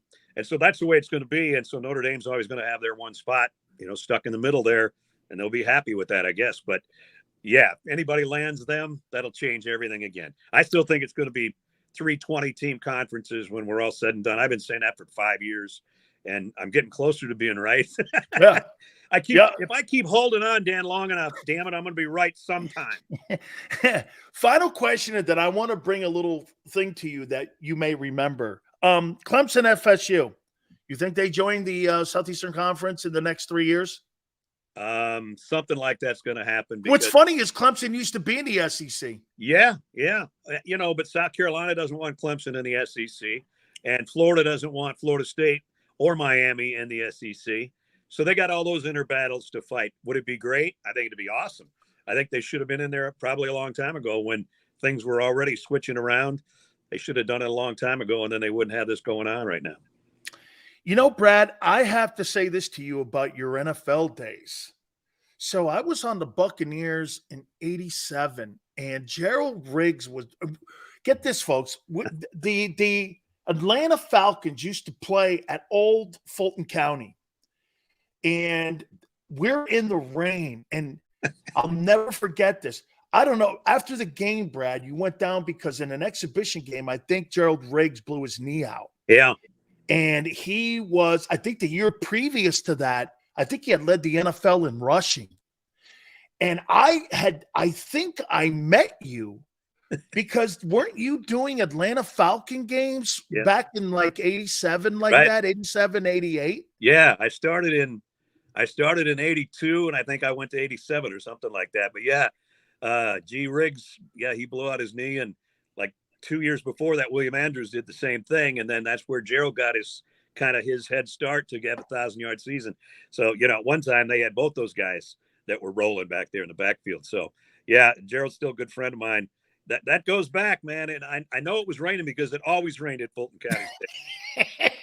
and not just for Falcons. If you ever did a Peach Bowl back in those days, it not only rained, it was about 12 degrees. So that was hey, this is what you used to hear Keith Van Note. Van Note used to go like this: keep him in the mud, keep him in the mud. He was a good mudder right in the middle, wasn't he? Oh my God, was he a great ball player. Brad, have great success this year, great calls this year. I'm looking forward to watching those Southeastern Conference games. They are absolutely always awesome, and you are always awesome to me finding time. Thank you so much, my friend. Thanks, buddy. I'll talk to you soon. You got it. The great Brad Nessler, the voice of college football for CBS. Make sure you check him out. Also, make sure you check out Big Sills, the official home of the 2023 football season will be Hooters and King of Prussia. Our 35-year relationship with our great friends at Hooters is now coming to the Philadelphia area. Hooters KOP, if you're looking to get your fantasy leagues together so that you can get your draft, call them now. Seats are limited. Make sure you get there. By the way, tonight is going to be packed. It's going to be absolutely packed because this is your official home also for all exhibition football and for the Philadelphia Eagle fans. Make sure you get there. World famous Hooter Girls Tuesdays. You're going to love it. One of the great traditions, buy 10 wings, get 10 boneless wings free on Wednesdays. Here we go, right? Wednesdays, Thursdays, you have great specials. 40-year anniversary when you get there on Wednesdays, 1983, all you can eat. Kids eat for free on Saturdays. Happy hours. Here we go, man. We're talking football here. 6 items for $6.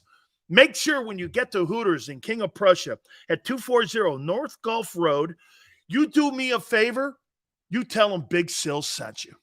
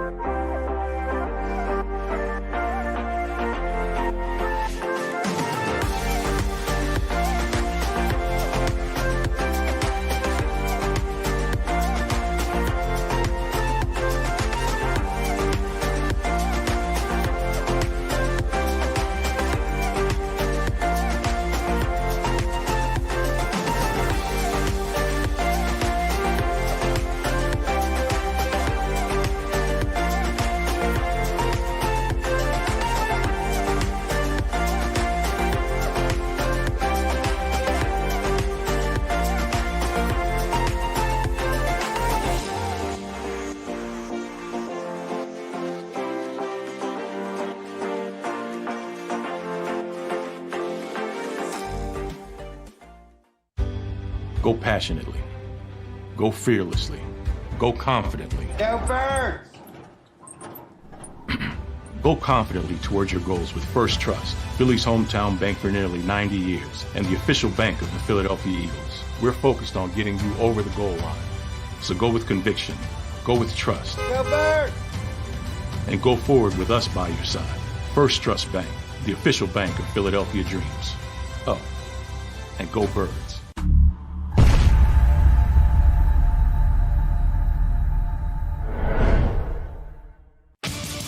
The greatest fans on earth. It's a bold statement, but would you expect anything less from Philadelphia? 58 years of heartache creates a toughness, a grit, a resolve not found in most. Sure, our prayers were answered, but now that we've had a taste, we're looking for more. Pondley Hockey, official partner of the Philadelphia Eagles. All right, did you know I was the mommy slam dunk champion? Really? Yes, really don't sound so surprised. Let's see it. Oh, you're ready. All right, here we go. Let's hear the crowd. So go to right, I go to left, fake a mom. Mama, go up, mama! She did it.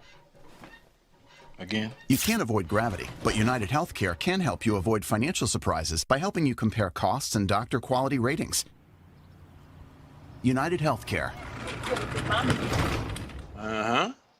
EAGLES. Eagles.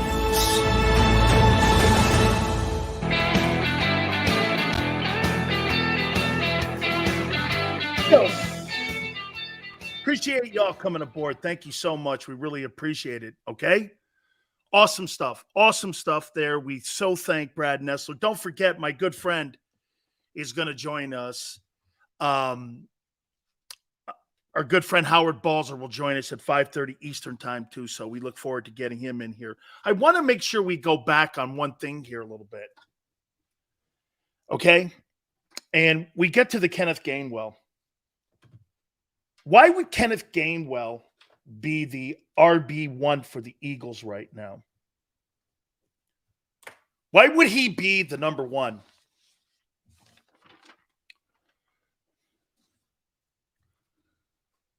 Why would he be number one?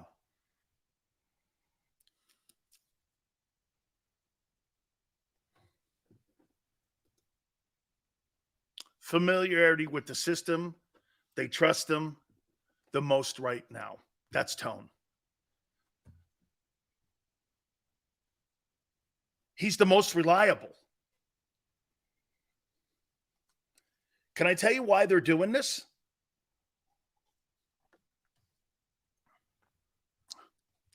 Do you really want to build an offense around a guy you're not sure who may have some nicks and may miss a lot of time? See, they're trying to find a role right now. They're trying to find a role right now for DeAndre Swift. Okay? They're trying to figure a role for him. That's what they're trying to do. They want to get a role. Okay? So for me, that's not a bad thing. It's like having Mariano Rivera come in. Okay? Or Jonathan Papelbon, something like that. There's nothing wrong with that. If DeAndre Swift doesn't start and you work him into a role, that's okay. Might even be better for his health. Personally, I think this is maybe something that the 49ers might want to even do to Christian McCaffrey too. I don't need DeAndre Swift in week 1 against the Patriots. I need him in week 17 versus the New York Giants. That's when I need him. Making a playoff push.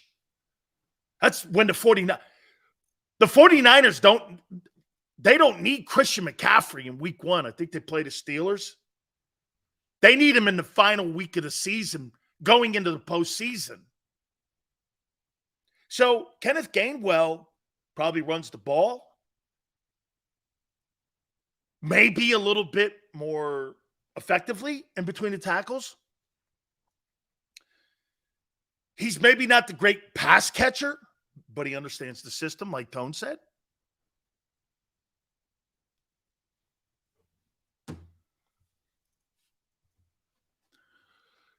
Right?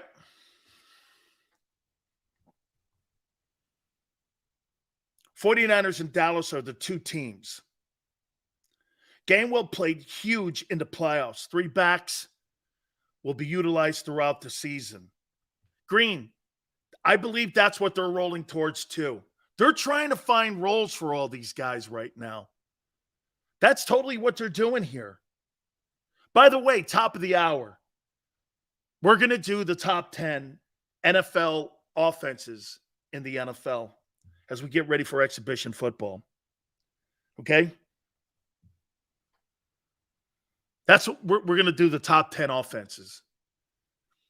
The problem with last year in the Super Bowl was the run game. Absolutely, they got away from it. And because they relied on one guy, they didn't really have enough reps by the other guys to carry the mail and help the offense out.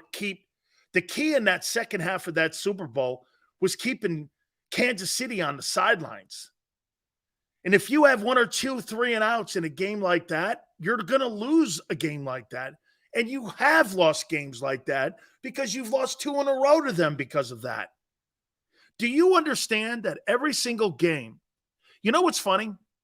If you think about the 2 consecutive years that the Eagles have played, now this will be a 3rd consecutive year that you're going to play Kansas City. They have beaten you completely with coaching.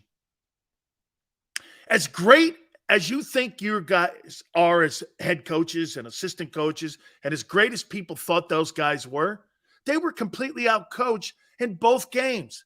How so? Well, the first time they went into your barn, they beat the shit out of you. They ran the ball for 238 yards. You weren't expecting it. You got ran over. And then in the second game, you keep telling me your quarterback has outplayed him. Well, guess what? That team has outcoached you in every game they've been in. You have been outcoached for 8 quarters because there's 60 minutes in a game, not 20, not 30, not 10. George Foreman said it on this program months ago. I'm not looking to win a round. I'm looking to win the fight. That's how you win ball games. It's not about winning the first quarter. It's about winning the game. Well, we played great for 3 quarters. So what? So what? What's that got to do with winning? Nothing. I hate when people pick and choose moments in games or seasons to justify their take. You're either a loser or a winner in this. There is no, well, he played well. I don't care. Playing well in a losing effort is for losers. Kansas City coached the shit out of you. They had out-adjusted you.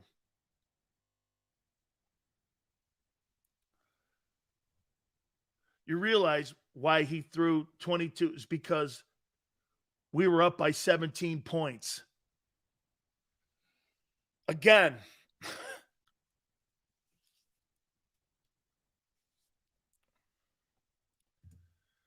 people in here would actually say Jalen Hurts was the better quarterback on the field against Kansas City in both games. And you couldn't be more wrong. You couldn't be more wrong. You want to talk to me like you're Kirk Cousins? Go ahead. It's funny, you guys shit on Kirk Cousins, and then you turn around and tell me, well, Jalen played well in 2 losing efforts. Or that game, what was that game? It was either the Bills and the Chiefs game, and you guys go like this. Well, Josh Allen lost that game. Yeah. How about Josh Allen in that game versus Mahomes? How about that back and forth? One of the greatest playoff games in history. It's a wrong take. Look, Jalen has the numbers and the wins. We're talking about a different conversation here. But when you get your doorknobs coached off and out-adjusted at halftime, you have no leg to stand on. And on top of that, you're the better team. And you do things in the game that are dumb. You get away from your run game, and you start passing receivers off in the game. That's being out-coached, out-thought, panicking. Eagle coaches panicked in the second half. They panicked. Jalen didn't panic. The coaching staff panicked. But it was expected, especially when you're training wheel coaches. They panicked.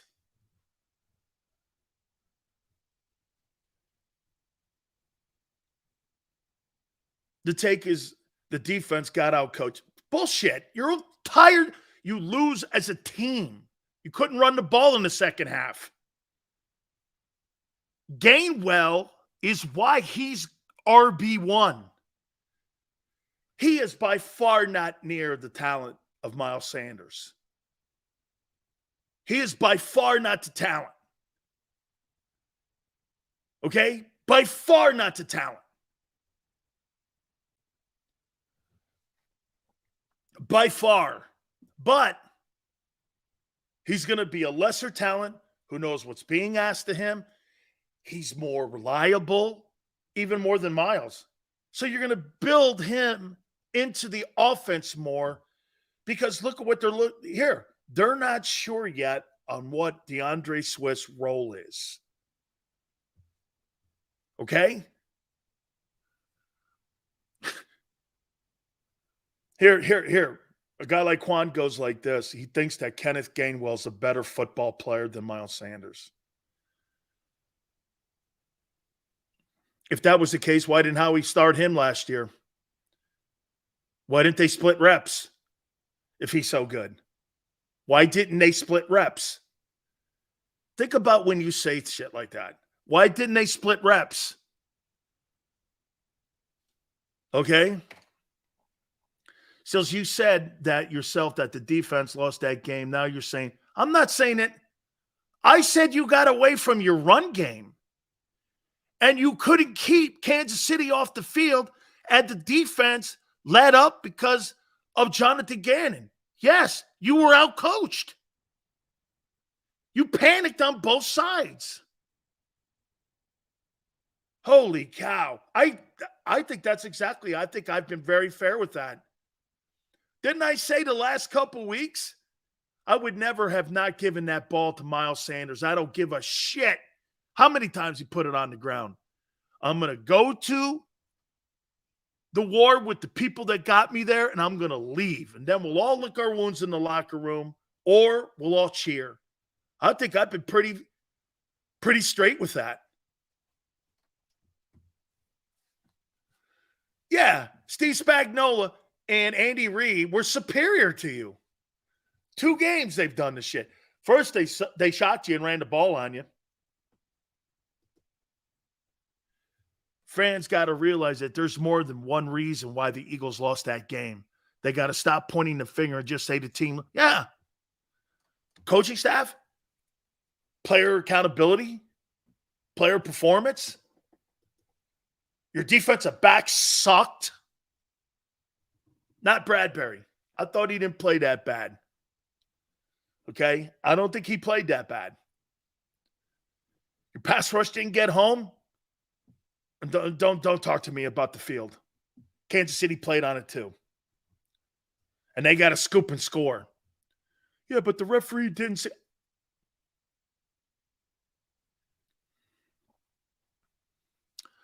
Deion's right. They gave up on Miles Sanders too quick. Chris, make every excuse you want up. I don't care how many off-ramps you have. Losers have off-ramps. Hey, Alexander, I'm making a point on Gainwell why he's the RB1 here is because exactly what we were seeing or not seeing in the Super Bowl. You've got to have people back there that you're not going to surrender on. Why in the world would you go 17 weeks with Miles Sanders and then in the most important 4 quarters of a football game, you bail on him? Is that coaching or panicking? Gainwell is showing you who these coaches are and the organization. They don't trust DeAndre Swift yet. Swift's got to build the equity up for them to trust him. Health and not putting the ball on the carpet. There's a reason DeAndre Swift was let loose and traded from Detroit. There's a reason. Okay? There's a reason. It's up to the player and the Eagles to change that narrative the same way they changed the narrative. Do you know that the Eagles have a fantastic track record here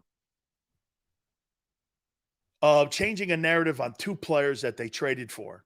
Darius Slay, well, they didn't trade for Hassan, and signing Reddick. They changed narratives on those 2 guys. Okay? Why did 2 teams get rid of them? Why did 2 teams not invest in them? Why didn't 2 teams invest in Hassan Reddick? And they changed that narrative around now where everyone's going like this. Man, the Cardinals gave up on him. Panthers gave up on him. The Eagles have changed that. Do you know what the Eagles have done for Hassan Reddick and Darius Slay? Well, maybe not so much Slay anymore. But for Reddick, they increased the value of the player. And you're hoping to do that with Miles Jack, Zach Cunningham, increase the value of the kid you got from Pittsburgh in the secondary. You're hoping to increase the value like you did with Kaiser White. Dudes like that. Bradbury, too, his value went up. There's a great Gardner Johnson, absolutely. I tell you what, man, the more that you think about it, that is really great. That's really great player development. But you know what this is coming down to, Tone? I'm realizing the Eagles are doing a great job at player development, but they're not doing a great job at in-game adjustments. I've really just realized that right now. You're not really good at it. You're really good at player development, but not in-game adjustments. Hence why Hurts got hurt in Chicago. It's really more evident now than ever before for me. Okay? You're just not really good at in-game adjustments.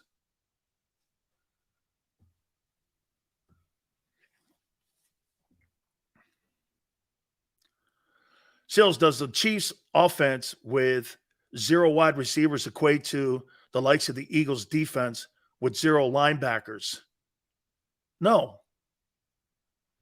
Because you got to defend Mahomes with those linebackers. Who's covering Travis Kelce at Arrowhead?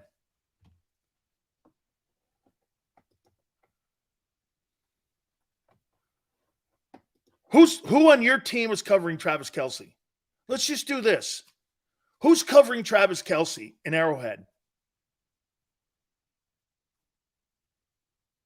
Who's covering Travis Kelce?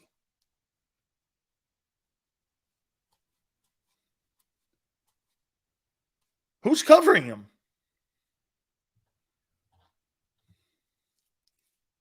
Answer this one question, because I'd like to hear who you think. Nolan Smith? Keely Ringo?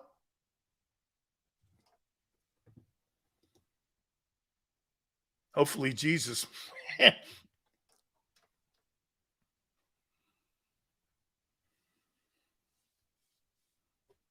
Who's covering Nakobe Dean? He's covering Travis Kelce. A Hall of Famer.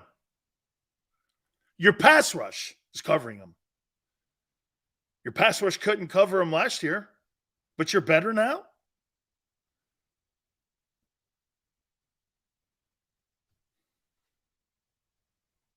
Keely's decent size?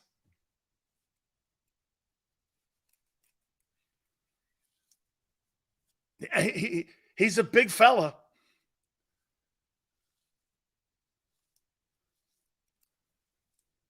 Well, here, look, who in the league can?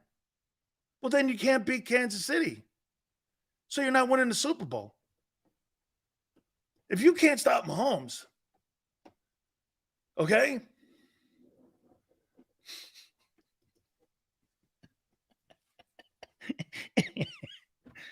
Hour number 3.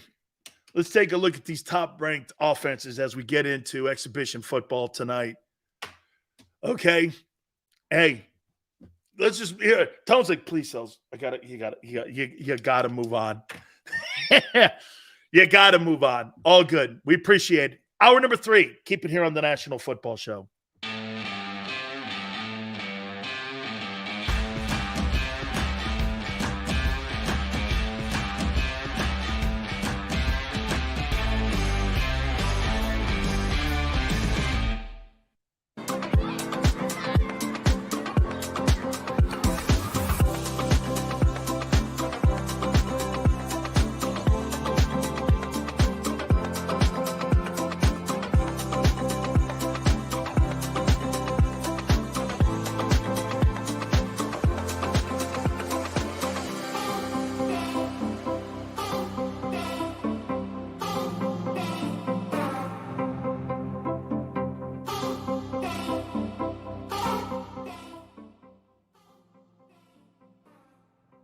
Heading down the shore, have a ball once more.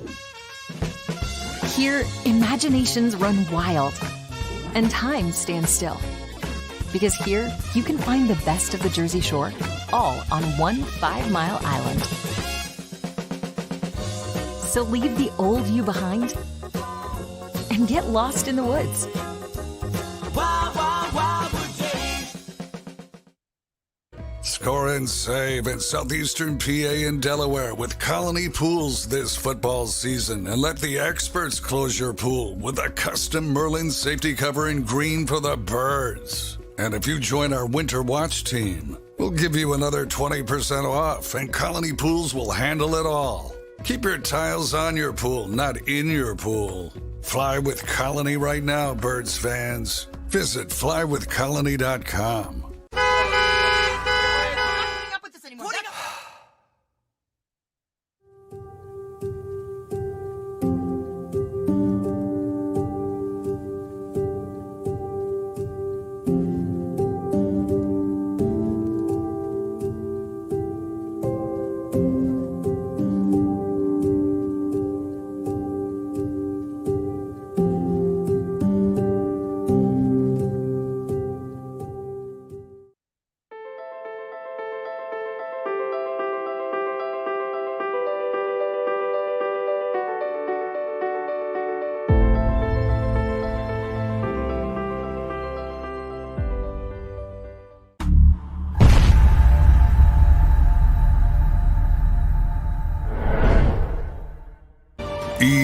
EAGLES, Eagles.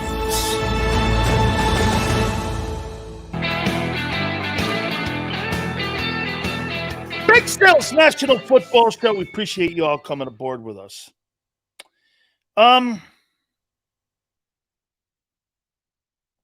You know, I saw a story with James Harden. Before I get to the where the Eagles are, in my opinion, in the NFL when it comes to their top offenses, let me throw this at you here. Do you know that ever since he came to Philadelphia, James Harden, I saw a story with him, and I know a little bit off topic here, but so the only thing I'll ever think about that guy is he had a great beard. He got hurt in playoffs all the time. He was always out of shape. You couldn't build a team around him. And he's the 76ers centerpiece next to Embiid. Why do I only see James Harden that way now? Really great shooter. Really a great basketball player. But at the end of the day, awesome beard. Always hurt. Couldn't build a team around him. Hurt in the postseason. Never showed up. And I'm supposed to think that guy's a $40 million a year guy. Boy, you don't really have to be exceptional in the NBA anymore to get paid. Because that's not exceptional. That's not leading anybody anywhere. That's leading yourself. You have another version of Carmelo Anthony. That's all he is. Will ever be. You know, there's certain athletes that are like that. You know, if Aaron Rodgers didn't win that Super Bowl that one year, he would be James Harden.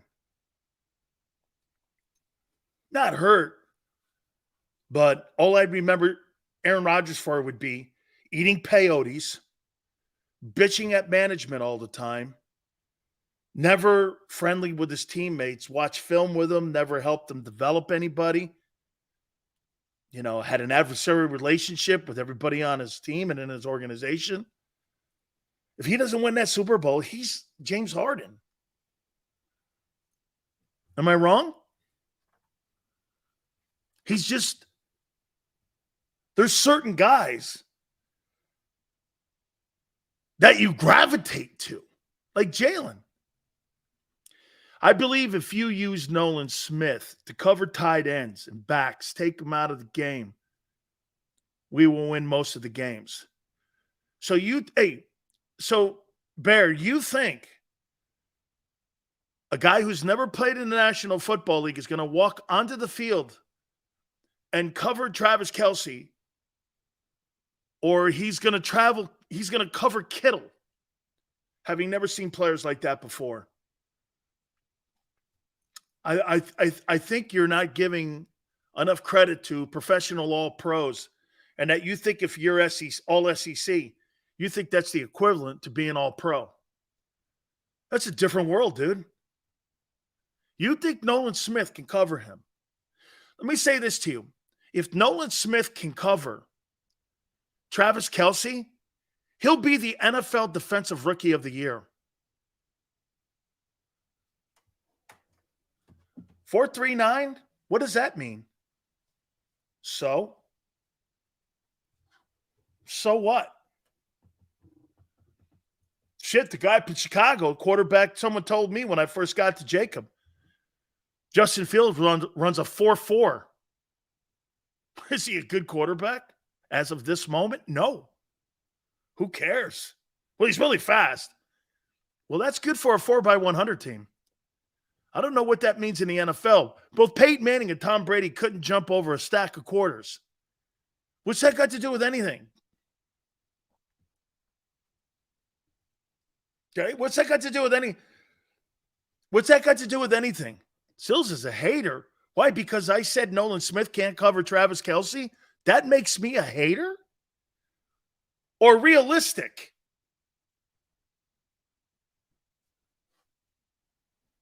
Yeah, okay. Tone's right. Time to move on. Because there's no debating idiots. Travis Kelce, George Kittle. Okay.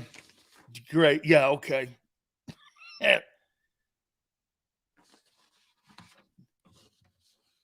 Yeah, okay. Did you see, though? Hey, before I do talk about these offenses, by the way, my friend, Hall of Fame voter, and works with SiriusXM, Howard Balzer will be with us at 5:30 Eastern time. We will talk with him. If all you needed was speed to cover, then track stars would dominate the NFL. Yeah, why don't you just put Devin Allen out there in corner? Stop all the great. He's one of the greatest and fastest guys in the history of high hurdles, man. Why don't you just put his ass out there? Maybe he can cover some wide receivers this year. Unlike Slay last year in the second half of the season. Well, I don't know what you're talking about hating on. I'm not hating on anybody. Great news, Niner fans. Darnold Duck was named the starter. Get out of here. Darnold Duck is named the starter in San Francisco. Niner. Woo! Man. They got a new superstar in San Francisco. The legendary Darnold Duck is now the starting quarterback in San Francisco. You should win a ton of games with Darnold Duck. Let's get Darnold Duck, man. Hey, when Darnold Duck shows up, because that guy Purdy Bird, he's not gonna be the starter by the time he shows up to Lincoln Financial. You're gonna have Darnold Duck. And so what you should have is just have a bunch of dolls. The Darnold Duck ball. Have them in a 49er uniform and all. Sell them at Lincoln Financial. The Darnold Duck doll. Jesus criminy, what a shitbox group of quarterbacks. Have you ever seen an NFL contending team? It's like the Headless Horseman. Who's your quarterback? I don't know. Darnold Duck. Who's the other guy? No play Trey. Who's the other guy? The guy. What's his name? He's Mr. Irrelevant. I forgot his name. What's the guy's name again? Mr. Irrelevant. See, I forgot it already. What's his name? What's the guy's name in San Francisco? Who's on first? That's his name. Who's on first? Purdy. What? No, I'm not Purdy. Who's on first? No, that's the backup. No. Who's the starter? No, who's not the starter? Daffy's the starter. Darnold Duck's the starter. Holy cow, I'm so confused now. I have no idea who the starting quarterback in San Francisco is. Does anyone? Seriously, man, I'm with Chuck. The 49ers just have dudes there. Man, how can you have a football team with such great talent around it and you have nothing at the quarterback position but dog shit? Who are the Eagles safeties? Darnold Duck. Yeah. At least they drafted some players. At least they're looking for someone. You're trying to sell me a guy who sucked. And Darnold Duck. Oh, my God.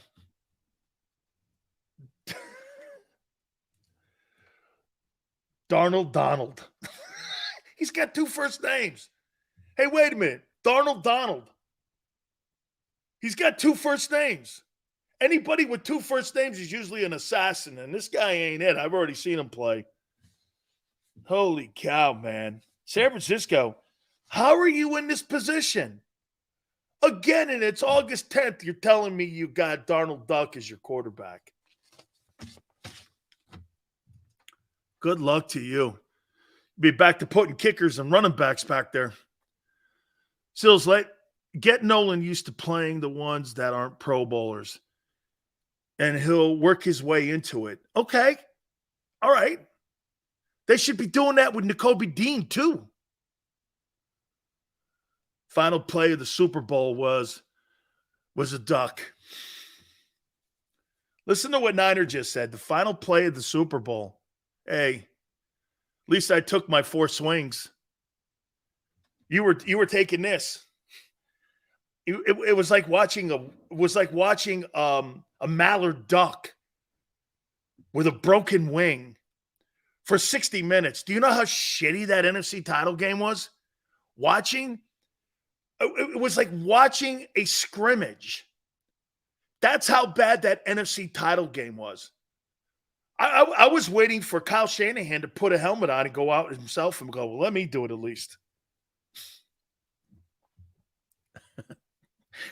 Let me go out there.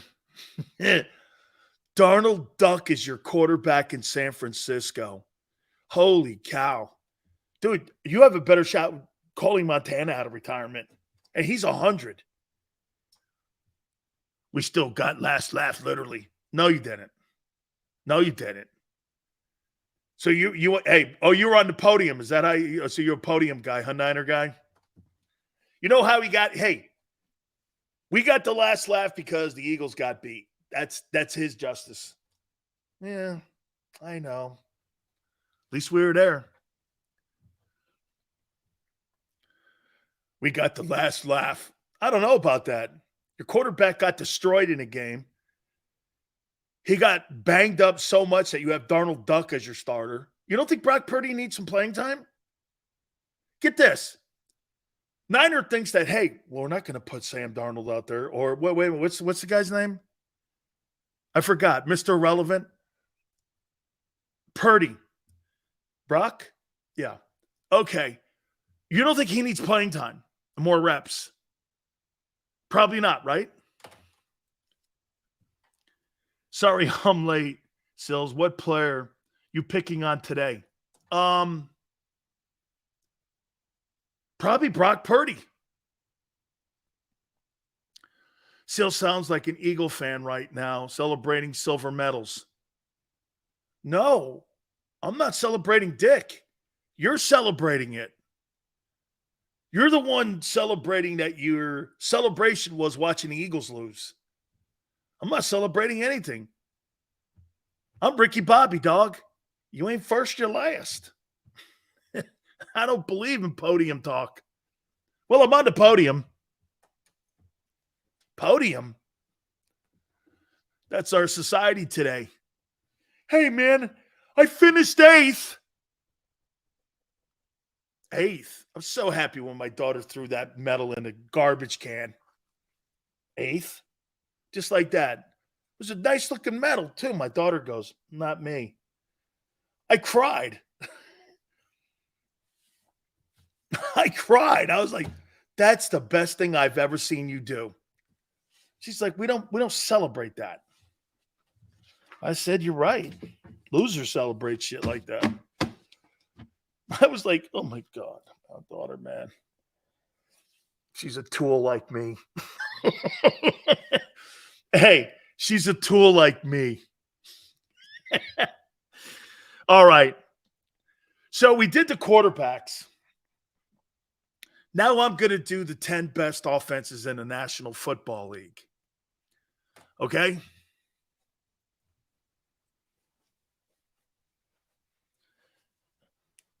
I may have to change this.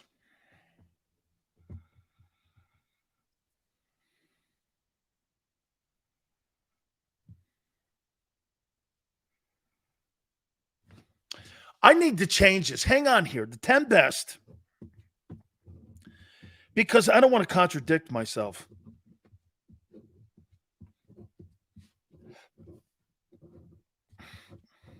Because would we agree the 10 best offenses versus the 10 best quarterbacks is different? Don't you agree? It's different. I don't think you can have the best offense in the NFL. Because if you took that guy off that team, you'd have the worst offense. How could you have the best offense? You know what I mean? Like, here, if I took Patrick Mahomes off that Kansas City offense, would they win 3 games this year? Maybe. If I took Jalen Hurts off that Eagle team, I think they could win 7 games. In the NFC, maybe 8 games.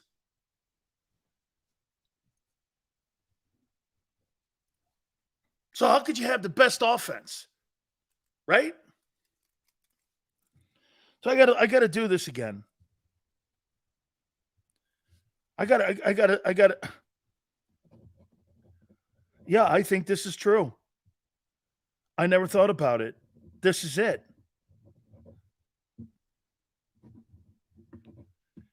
Yeah, I did this list wrong.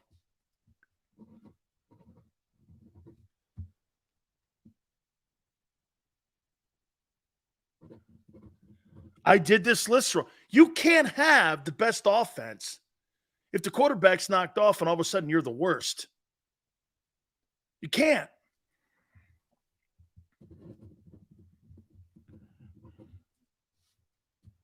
Right?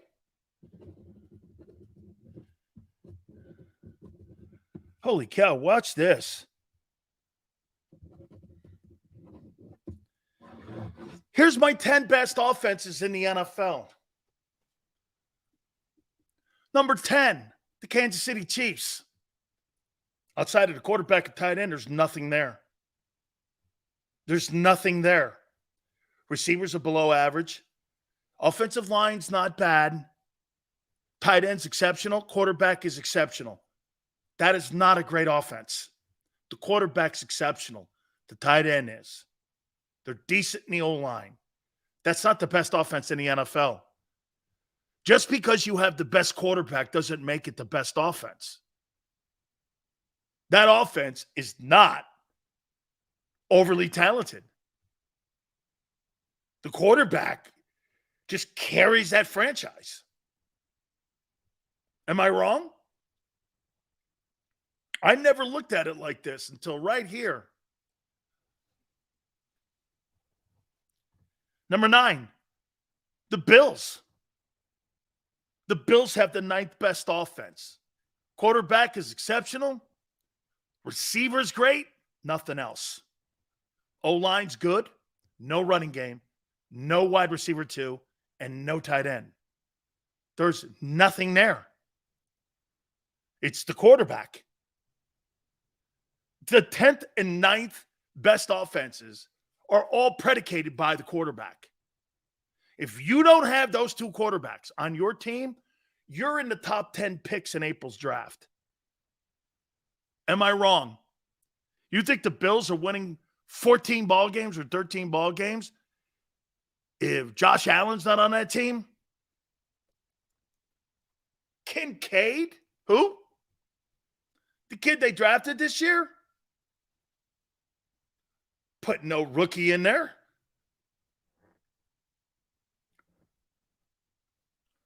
The 8th best offense. I got the Cowboys. Good back. Good O-line. Not overly great. No tight end. Wide receiving core's improved. And the quarterback. Cowboys have some talent.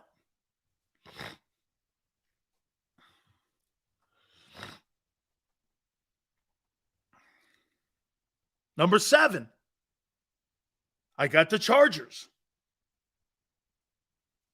Keenan Allen, Mike Williams, Austin Eckler, a good O-line, a really good quarterback. That's a really good-looking offense.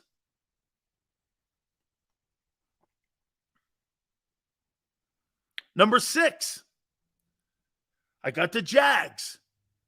Quarterback. Running back, NTN. They got a nice tight end. Improved wide receiver core. Calvin Ridley, I think, is going to be somebody down there with this kid. I think the Jags got a good offense. Think about that for a minute. The best quarterbacks in the NFL, or two of them at least, Josh Allen and Kansas City, are on the back end of some of the better offenses in the NFL. The Cowboys and Chargers and Jaguars have better offenses than Kansas City and the Bills.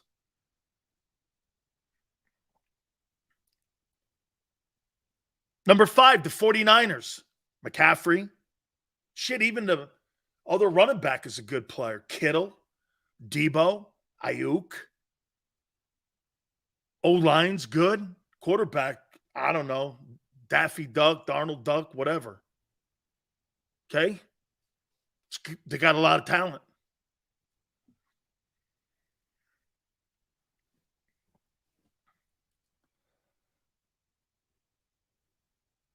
Number 4. I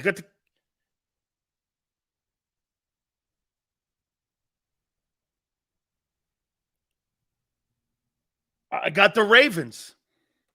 Great O-line. Great tight end. Odell Beckham. They put the kid Flowers on that team.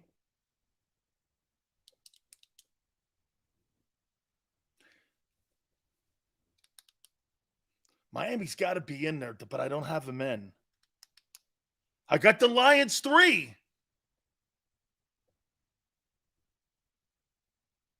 I got the Bengals 2. I got the Eagles 1.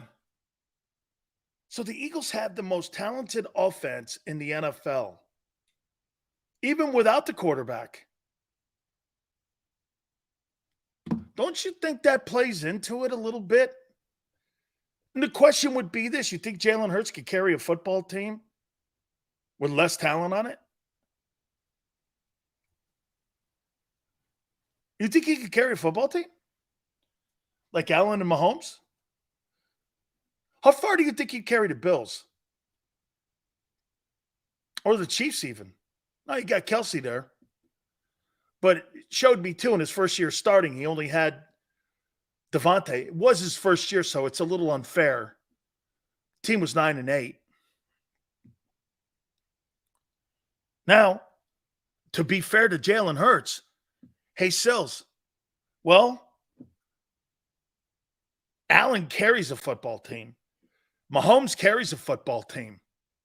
There's not a ton of talent on those teams. This is why when you look at the Chargers and you go like, see, here's the difference between Jalen Hurts and Justin Herbert. Justin Herbert's got just as much talent on his football team, in my opinion, as Jalen Hurts does. He's got to do more with it. And Herbert hasn't. And that's why when you look at Jalen Hurts and you go, yeah, well, Jalen, you know, you can't, if you're going to make that statement, Dan, what about Justin Herbert not getting further? Right?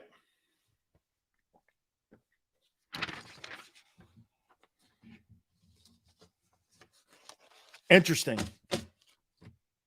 I'll tell you something, man. Yesterday we had Jason Cole on, and I love these guys that vote for the Hall of Fame. And my friend Howard Balzer, GoPhoenix.com. You can catch his work there. Also SiriusXM. He's a Pro Football Hall of Fame voter, and he's been a dear friend of mine. And he sent me an article on Don Coryell, who's waited about 20 years, probably 35 years to be considered for the Pro Football Hall of Fame, and they put him in as a contributor. And when you think what the NFL looks like today because of Air Coryell, I'll make this point to you after reading my friend Howard Balzer's article.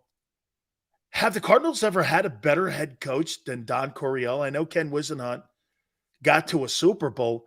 Bruce was good. But you have to remember something.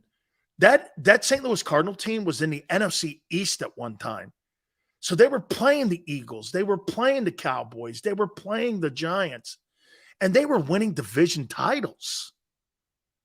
The Bidwell family, prior to that thing was a train wreck before Coryell got there. And Don had a tremendous coaching career at San Diego State. And he brought all of that stuff. I think even John Madden said he'd never be at the Pro Football Hall of Fame if it wasn't for Don Coryell. Here's my friend Howard Balzer. He joins us now, and we really appreciate it. That was a great article, Howard. And finally, justice served right here with Don Coryell going into the Hall of Fame. Finally, last season he coached was 1986. That's 37 years ago. And he was considered, some years ago, he was a finalist when coaches were considered in the same group as players, which made it very difficult for coaches to get elected. And he was a finalist for the first time in 2010, and then another 4 times after that. And it's interesting, you mentioned he went in as a contributor. It's a coach contributor committee group right now where they're lumped together. But I think by doing that, it probably helped, because I can remember being in the room when Don Coryell was being discussed. And of course, people, he didn't get to a Super Bowl. His overall record wasn't that great. And then the supporters would talk about all of these things that he brought to the NFL. And a couple of people said, well, it sounds like we're talking about a contributor more than a coach. and me and Dan Fouts and others would say, well, so what? So what? What he coached was the contribution, but he was a tremendous coach. And so it's, your point about the best coach ever. He won.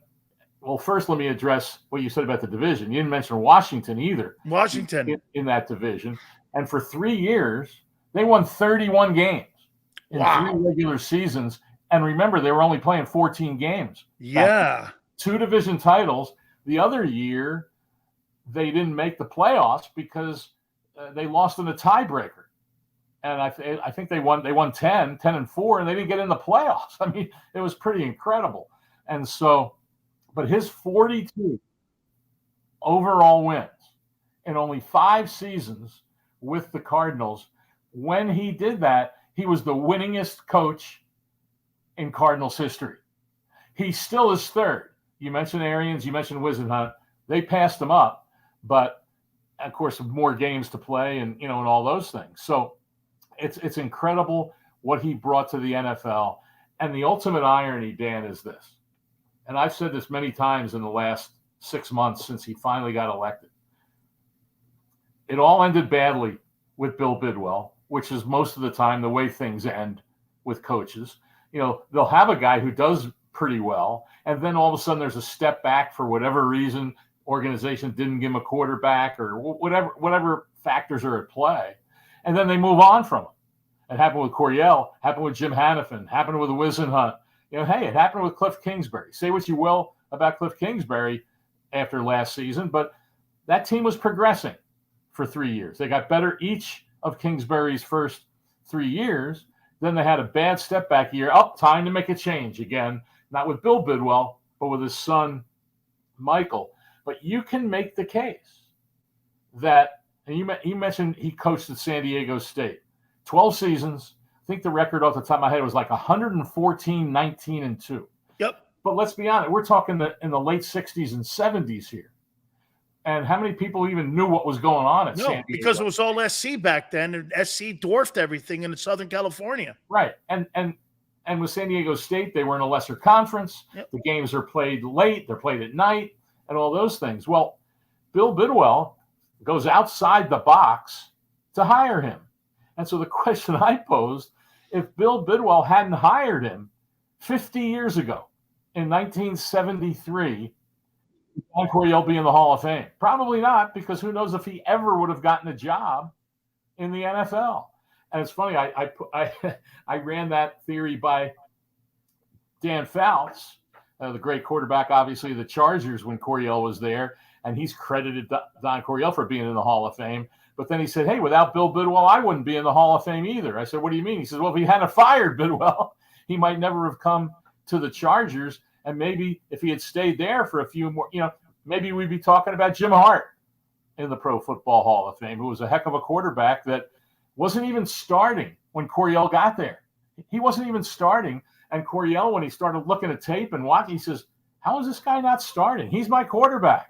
And they won a lot of games in a few seasons with him. Had a rough 1977 when they started 7-3, but lost their last 4. They had some debilitating injuries on defense, and Coryell started squawking, well, he didn't give me enough defense.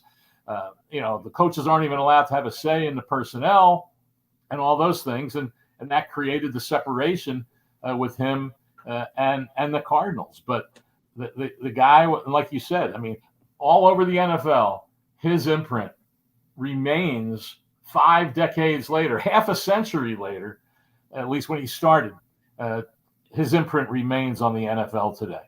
Well, let me then go to today then with the Cardinals and Jonathan Gannon, because I said this yesterday about the Cardinals. Next year, I mean, this season here, in my opinion, you might get Kyler Murray for half of it, depending on what his injury status is, maybe 3/4 of a season out of him. I don't know. Next year, there's a potential that Cardinal team could have the number 1, the number 2 pick, plus all of the top picks, because I don't know about you, Howard. I don't expect a ton of wins this year from this team. They could have as many as 12 picks next year because of the maneuvering they did in his previous April draft. Jonathan Gannon, I mean, could he be a one-and-doner if he doesn't show that he's going to move the sticks? Because of what you just said, because that organization is known to move off of quarterbacks and coaches in a blink of an eye. I always hate to say I'd be surprised by something, but they brought in Jonathan Gannon to do things differently, to try to, you always hear these words thrown around: new culture, accountability, and all those things. And that's always said when a team doesn't win. It's always, it's about the coach, it's about the culture, it's about the accountability, all those things. But I believe the organization led by Monty Ossenfort, the GM, believes that Gannon is the right coach for this team to help build it to get to where they want to get to. And so unless it's just a you-know-what show, and it's not only that they're losing games, but they're getting blown out, and it just looks like he's a deer in the headlights, I just can't see a change being made over 1 year, because I do think this team will go out there and compete. I think they'll at least play a lot of teams close. That doesn't mean they'll win. There's not a lot of personnel. It's a thin roster. Although some of the guys they've signed in the offseason could end up providing some good depth. But if they get injuries to some of their key players, which I was yesterday talking to one of the media guys and we were trying to go through the whole just the starters, say how many guys on this team would start for other teams in the NFL, and even including we came up with like 6 or 7. Now that doesn't mean that some of these young guys won't step up and show that, hey, these are pretty good players, because it appears on paper that they did a pretty good job drafting this year. And so, but like I said, I would be really surprised if they would do a one and done after after all the change that was made this year. Very young coaching staff, young roster, but you're right in saying they're set up, for the future. Here's a great one for you, Dan. Aside from the players that they've drafted in the last 2 seasons, and 22 and 23 draft, and aside from a bunch of undrafted free agents this year who signed 3-year contracts, which don't mean anything if they're cut, but 3 years takes you through, 23, 24, 25. There's only, it's really unbelievable when you look at it.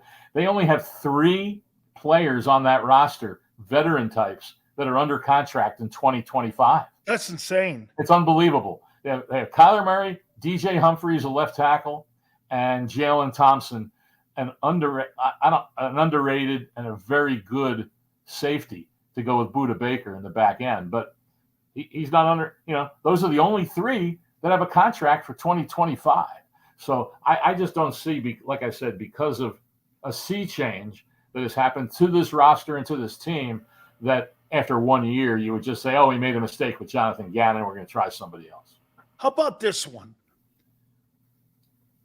Could there be a possibility, if they have those picks the way I set it up, where potentially they could have the number 1 and number 2 pick and say they're not happy with what they're seeing with Kyler Murray?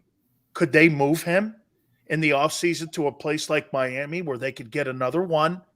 And they also have a history of starting over and ripping up the page again and doing it again. I mean, there looks like there's going to be a pretty good – Caleb Williams, do you think they're looking at it right now? Would we rather have Caleb Williams or Kyler Murray? It could be. Obviously they would never admit it, but they could be. And I wouldn't rule out anything in terms of that, which is why it's so important.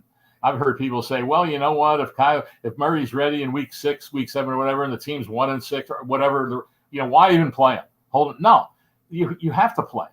You have to get him on the field, so they can see him running this offense, which is a new offense, obviously, and seeing how, they rave about him now. Obviously, he's really he's been engaged with everything in the meeting rooms and all those things and working hard in his rehab. But they need to see him out there running this new offense, and also showing that gets back on the field. He stays healthy. I mean, he has the torn ACL, obviously, but that's the 8th injury he's suffered in 4 years with this team. And that's the big thing I wonder about. A guy like that, who's small, as fast as he is, and as electric as he can be, can he stay healthy and be on the field?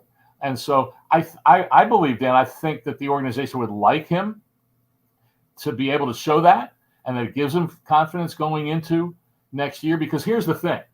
If he doesn't show the confidence worthy of it, they're not going to be able to trade him, because he's got a big contract. He's got a lot of money left on that contract. So it's kind of a conundrum.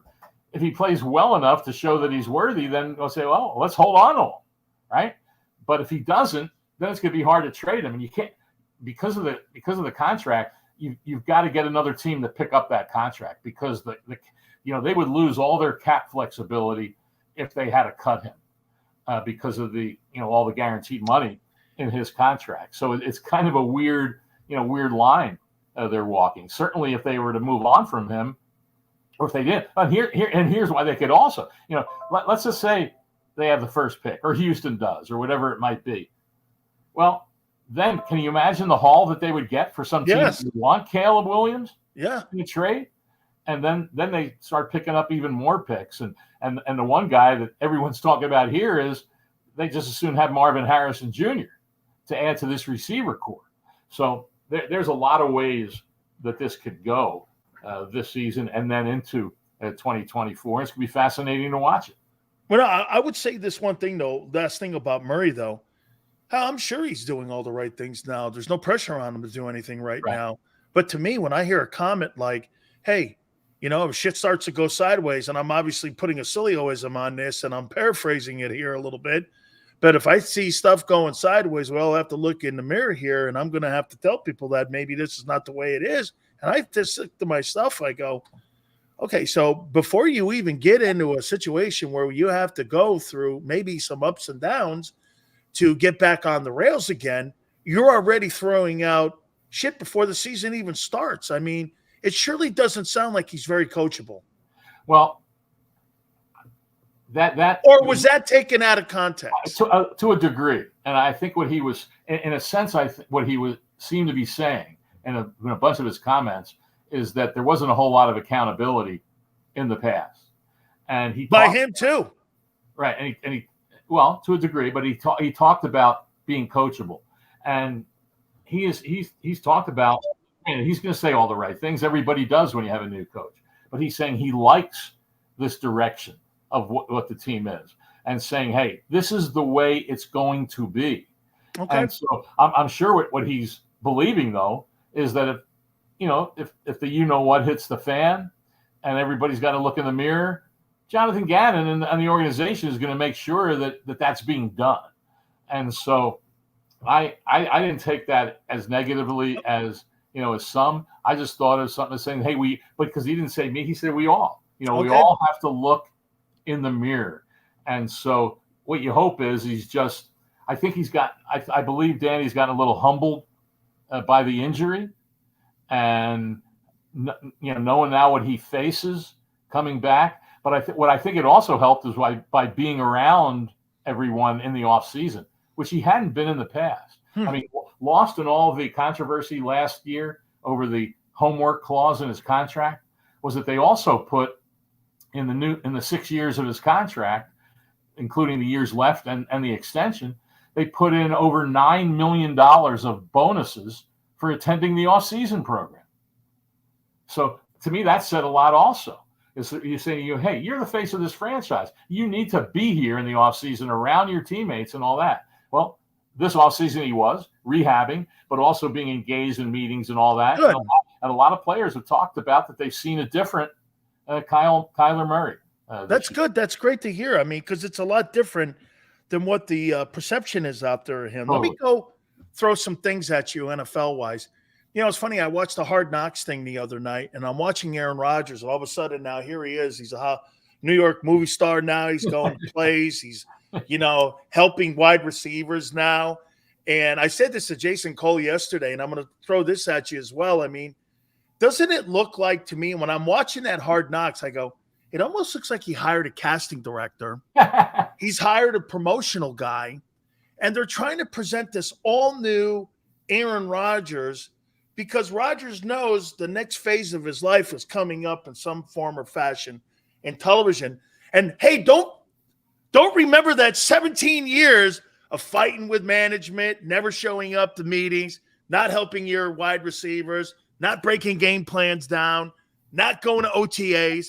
I'm supposed to forget all that, but now, holy cow, this guy's helping Zach Wilson. He's calling plays. It came off phony to me. It just seems phony, Howard. I mean, look, he's a first ballot Hall of Famer. I don't think he's a first ballot teammate, but at the end of the day, I mean, he's not bad as T.O., but I mean, Jesus, it just seems so phony. Am I wrong on this? I don't know. I think, quite honestly, I think you went a little too far there with, you know, making it seem like for 17 years he didn't go to meetings, didn't go to OTAs, didn't help his receivers, didn't do those things, always chirping at management.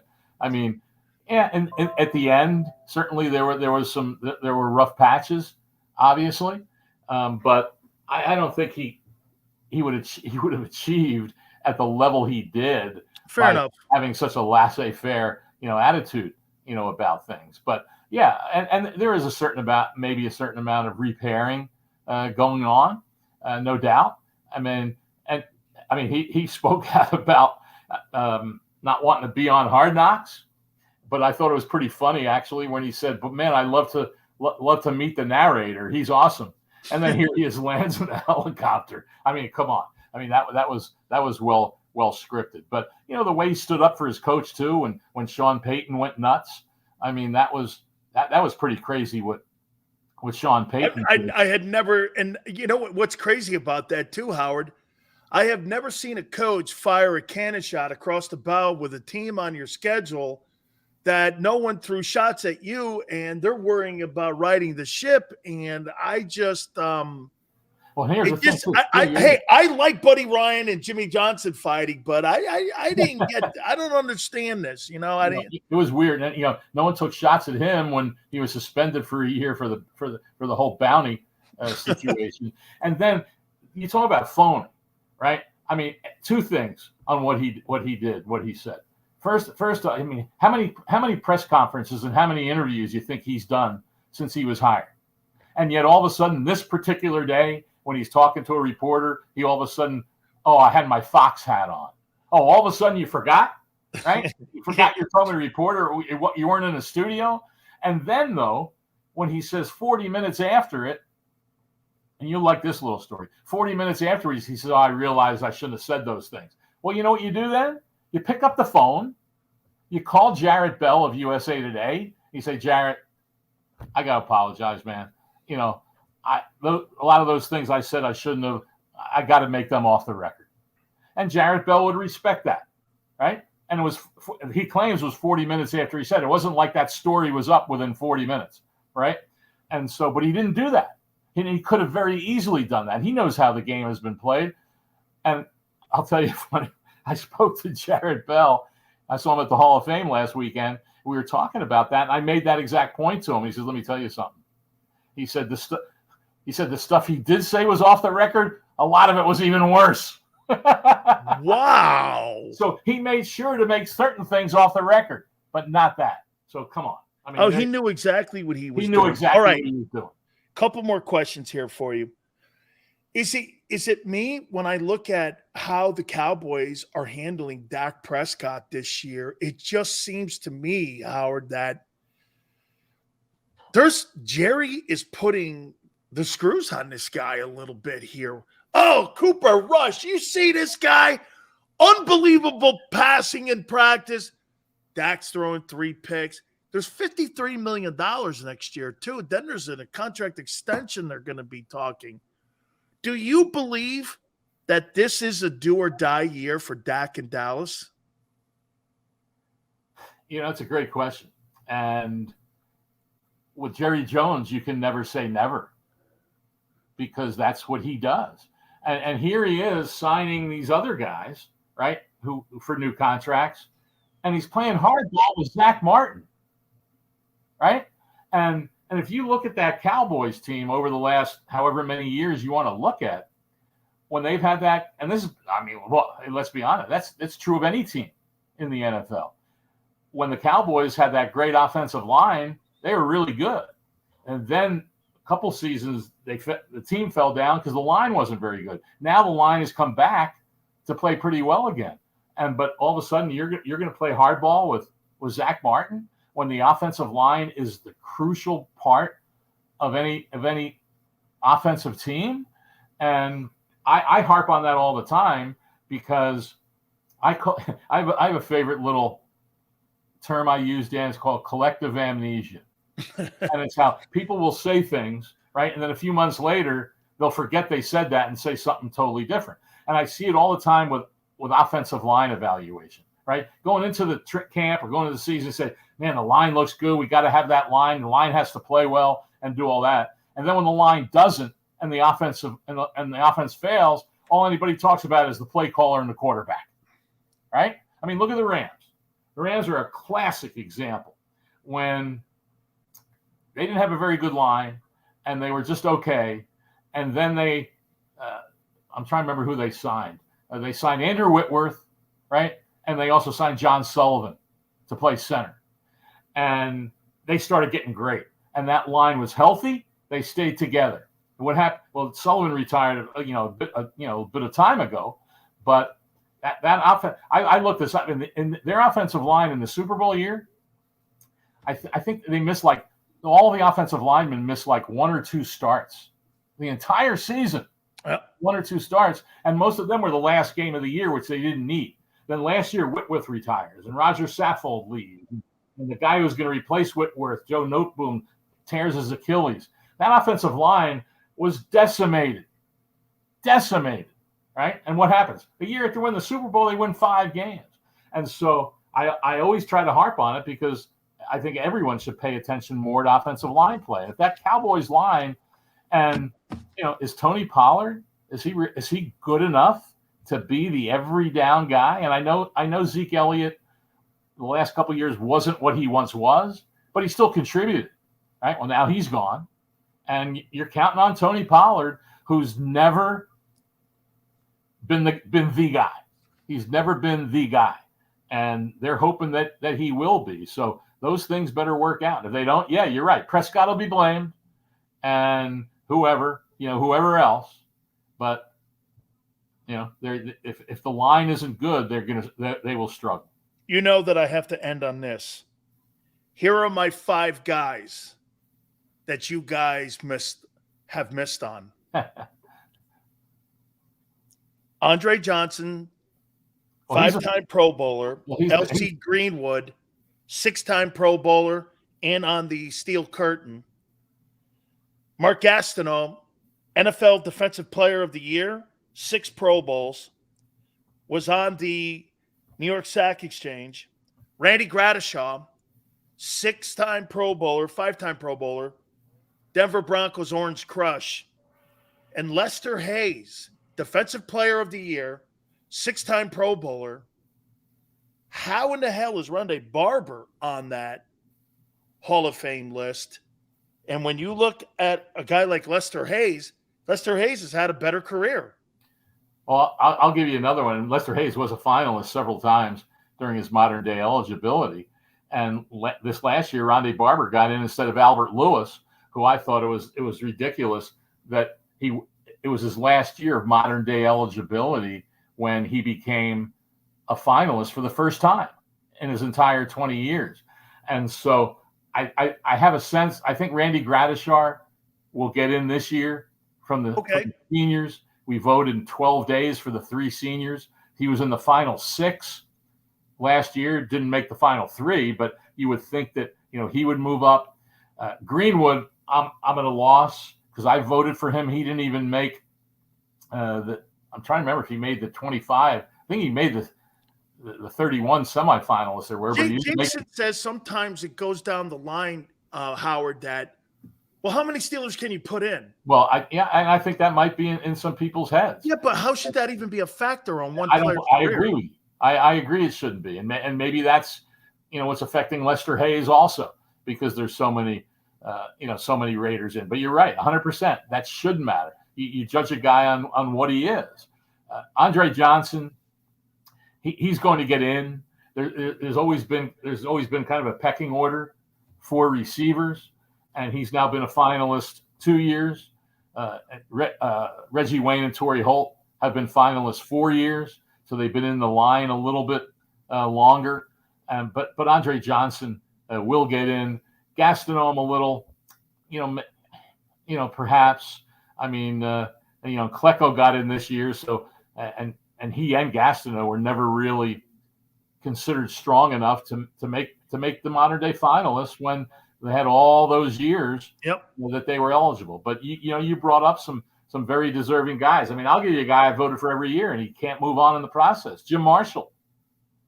I don't get that either. Purple People Eaters. I'm one of the greatest defensive lines of all time. I think him, Jim Marshall, and Cornelius Bennett, I think they fall into that same category, Howard, because they lost all them Super Bowls.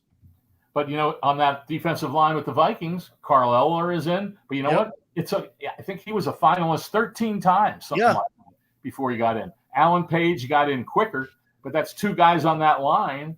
And so, maybe subconscious, I don't know. But I have voted, for Jim Marshall, and, and he hasn't made it. So I'll tell you, look, I don't know if you saw the list of the 12 guys we'll be considering in a little less than 2 weeks for the seniors, and you look at them all, and you go, boy, there's some hell of a players here, and there's some guys that didn't even make it. How about Bob Kuechenberg? Bob Kuechenberg, and maybe he's hurt too by the fact that Larry Little and Jim Langer from that same offensive line are in with the Dolphins. 6-time Pro Bowler.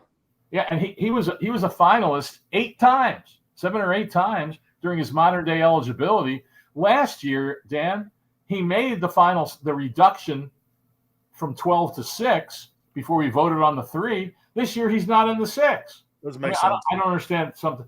I'm like the guys. People aren't voting sometimes. Sometimes I look at it as I shake my head at how things happen sometimes. I love talking to you so much. Don't forget, folks, GoPhoenix.com. Also, you can catch him on Sirius. He is a Pro Football Hall of Fame voter. He is my friend. He has been covering the league and one of the stewards of the league when it comes to the great men that get those gold jackets in Canton. Let me say real quick that Phoenix, just so people, it's PHNX, it's an abbreviation, is what the website is. And one quick note on the whole Bidwell Cardinal thing.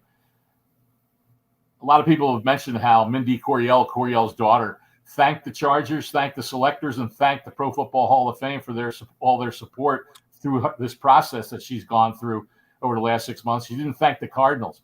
The Cardinals since the election, no one in the organization, including Michael Bidwell, of course, who's the son of Bill Bidwell, who hired him, no one from the organization sent an email, made a phone call to the family congratulating them on this honor. It's just mind-boggling. What a shitty organization. Man. And the Chargers haven't exactly been a great supposed organization. to be celebrating your own. They helped a lot, and they hosted the party as part of the celebration last Saturday night in Canton. So crazy stuff. But you know what? The Bidwells hold grudges. Jackie Smith, who had some issue, I could go into what happened with him and Bidwell after he had retired, and he went to the Hall of Fame in 1994. Count the years on what that is. He's the only Cardinals Hall of Famer, a guy who his career was mostly associated with the Cardinals.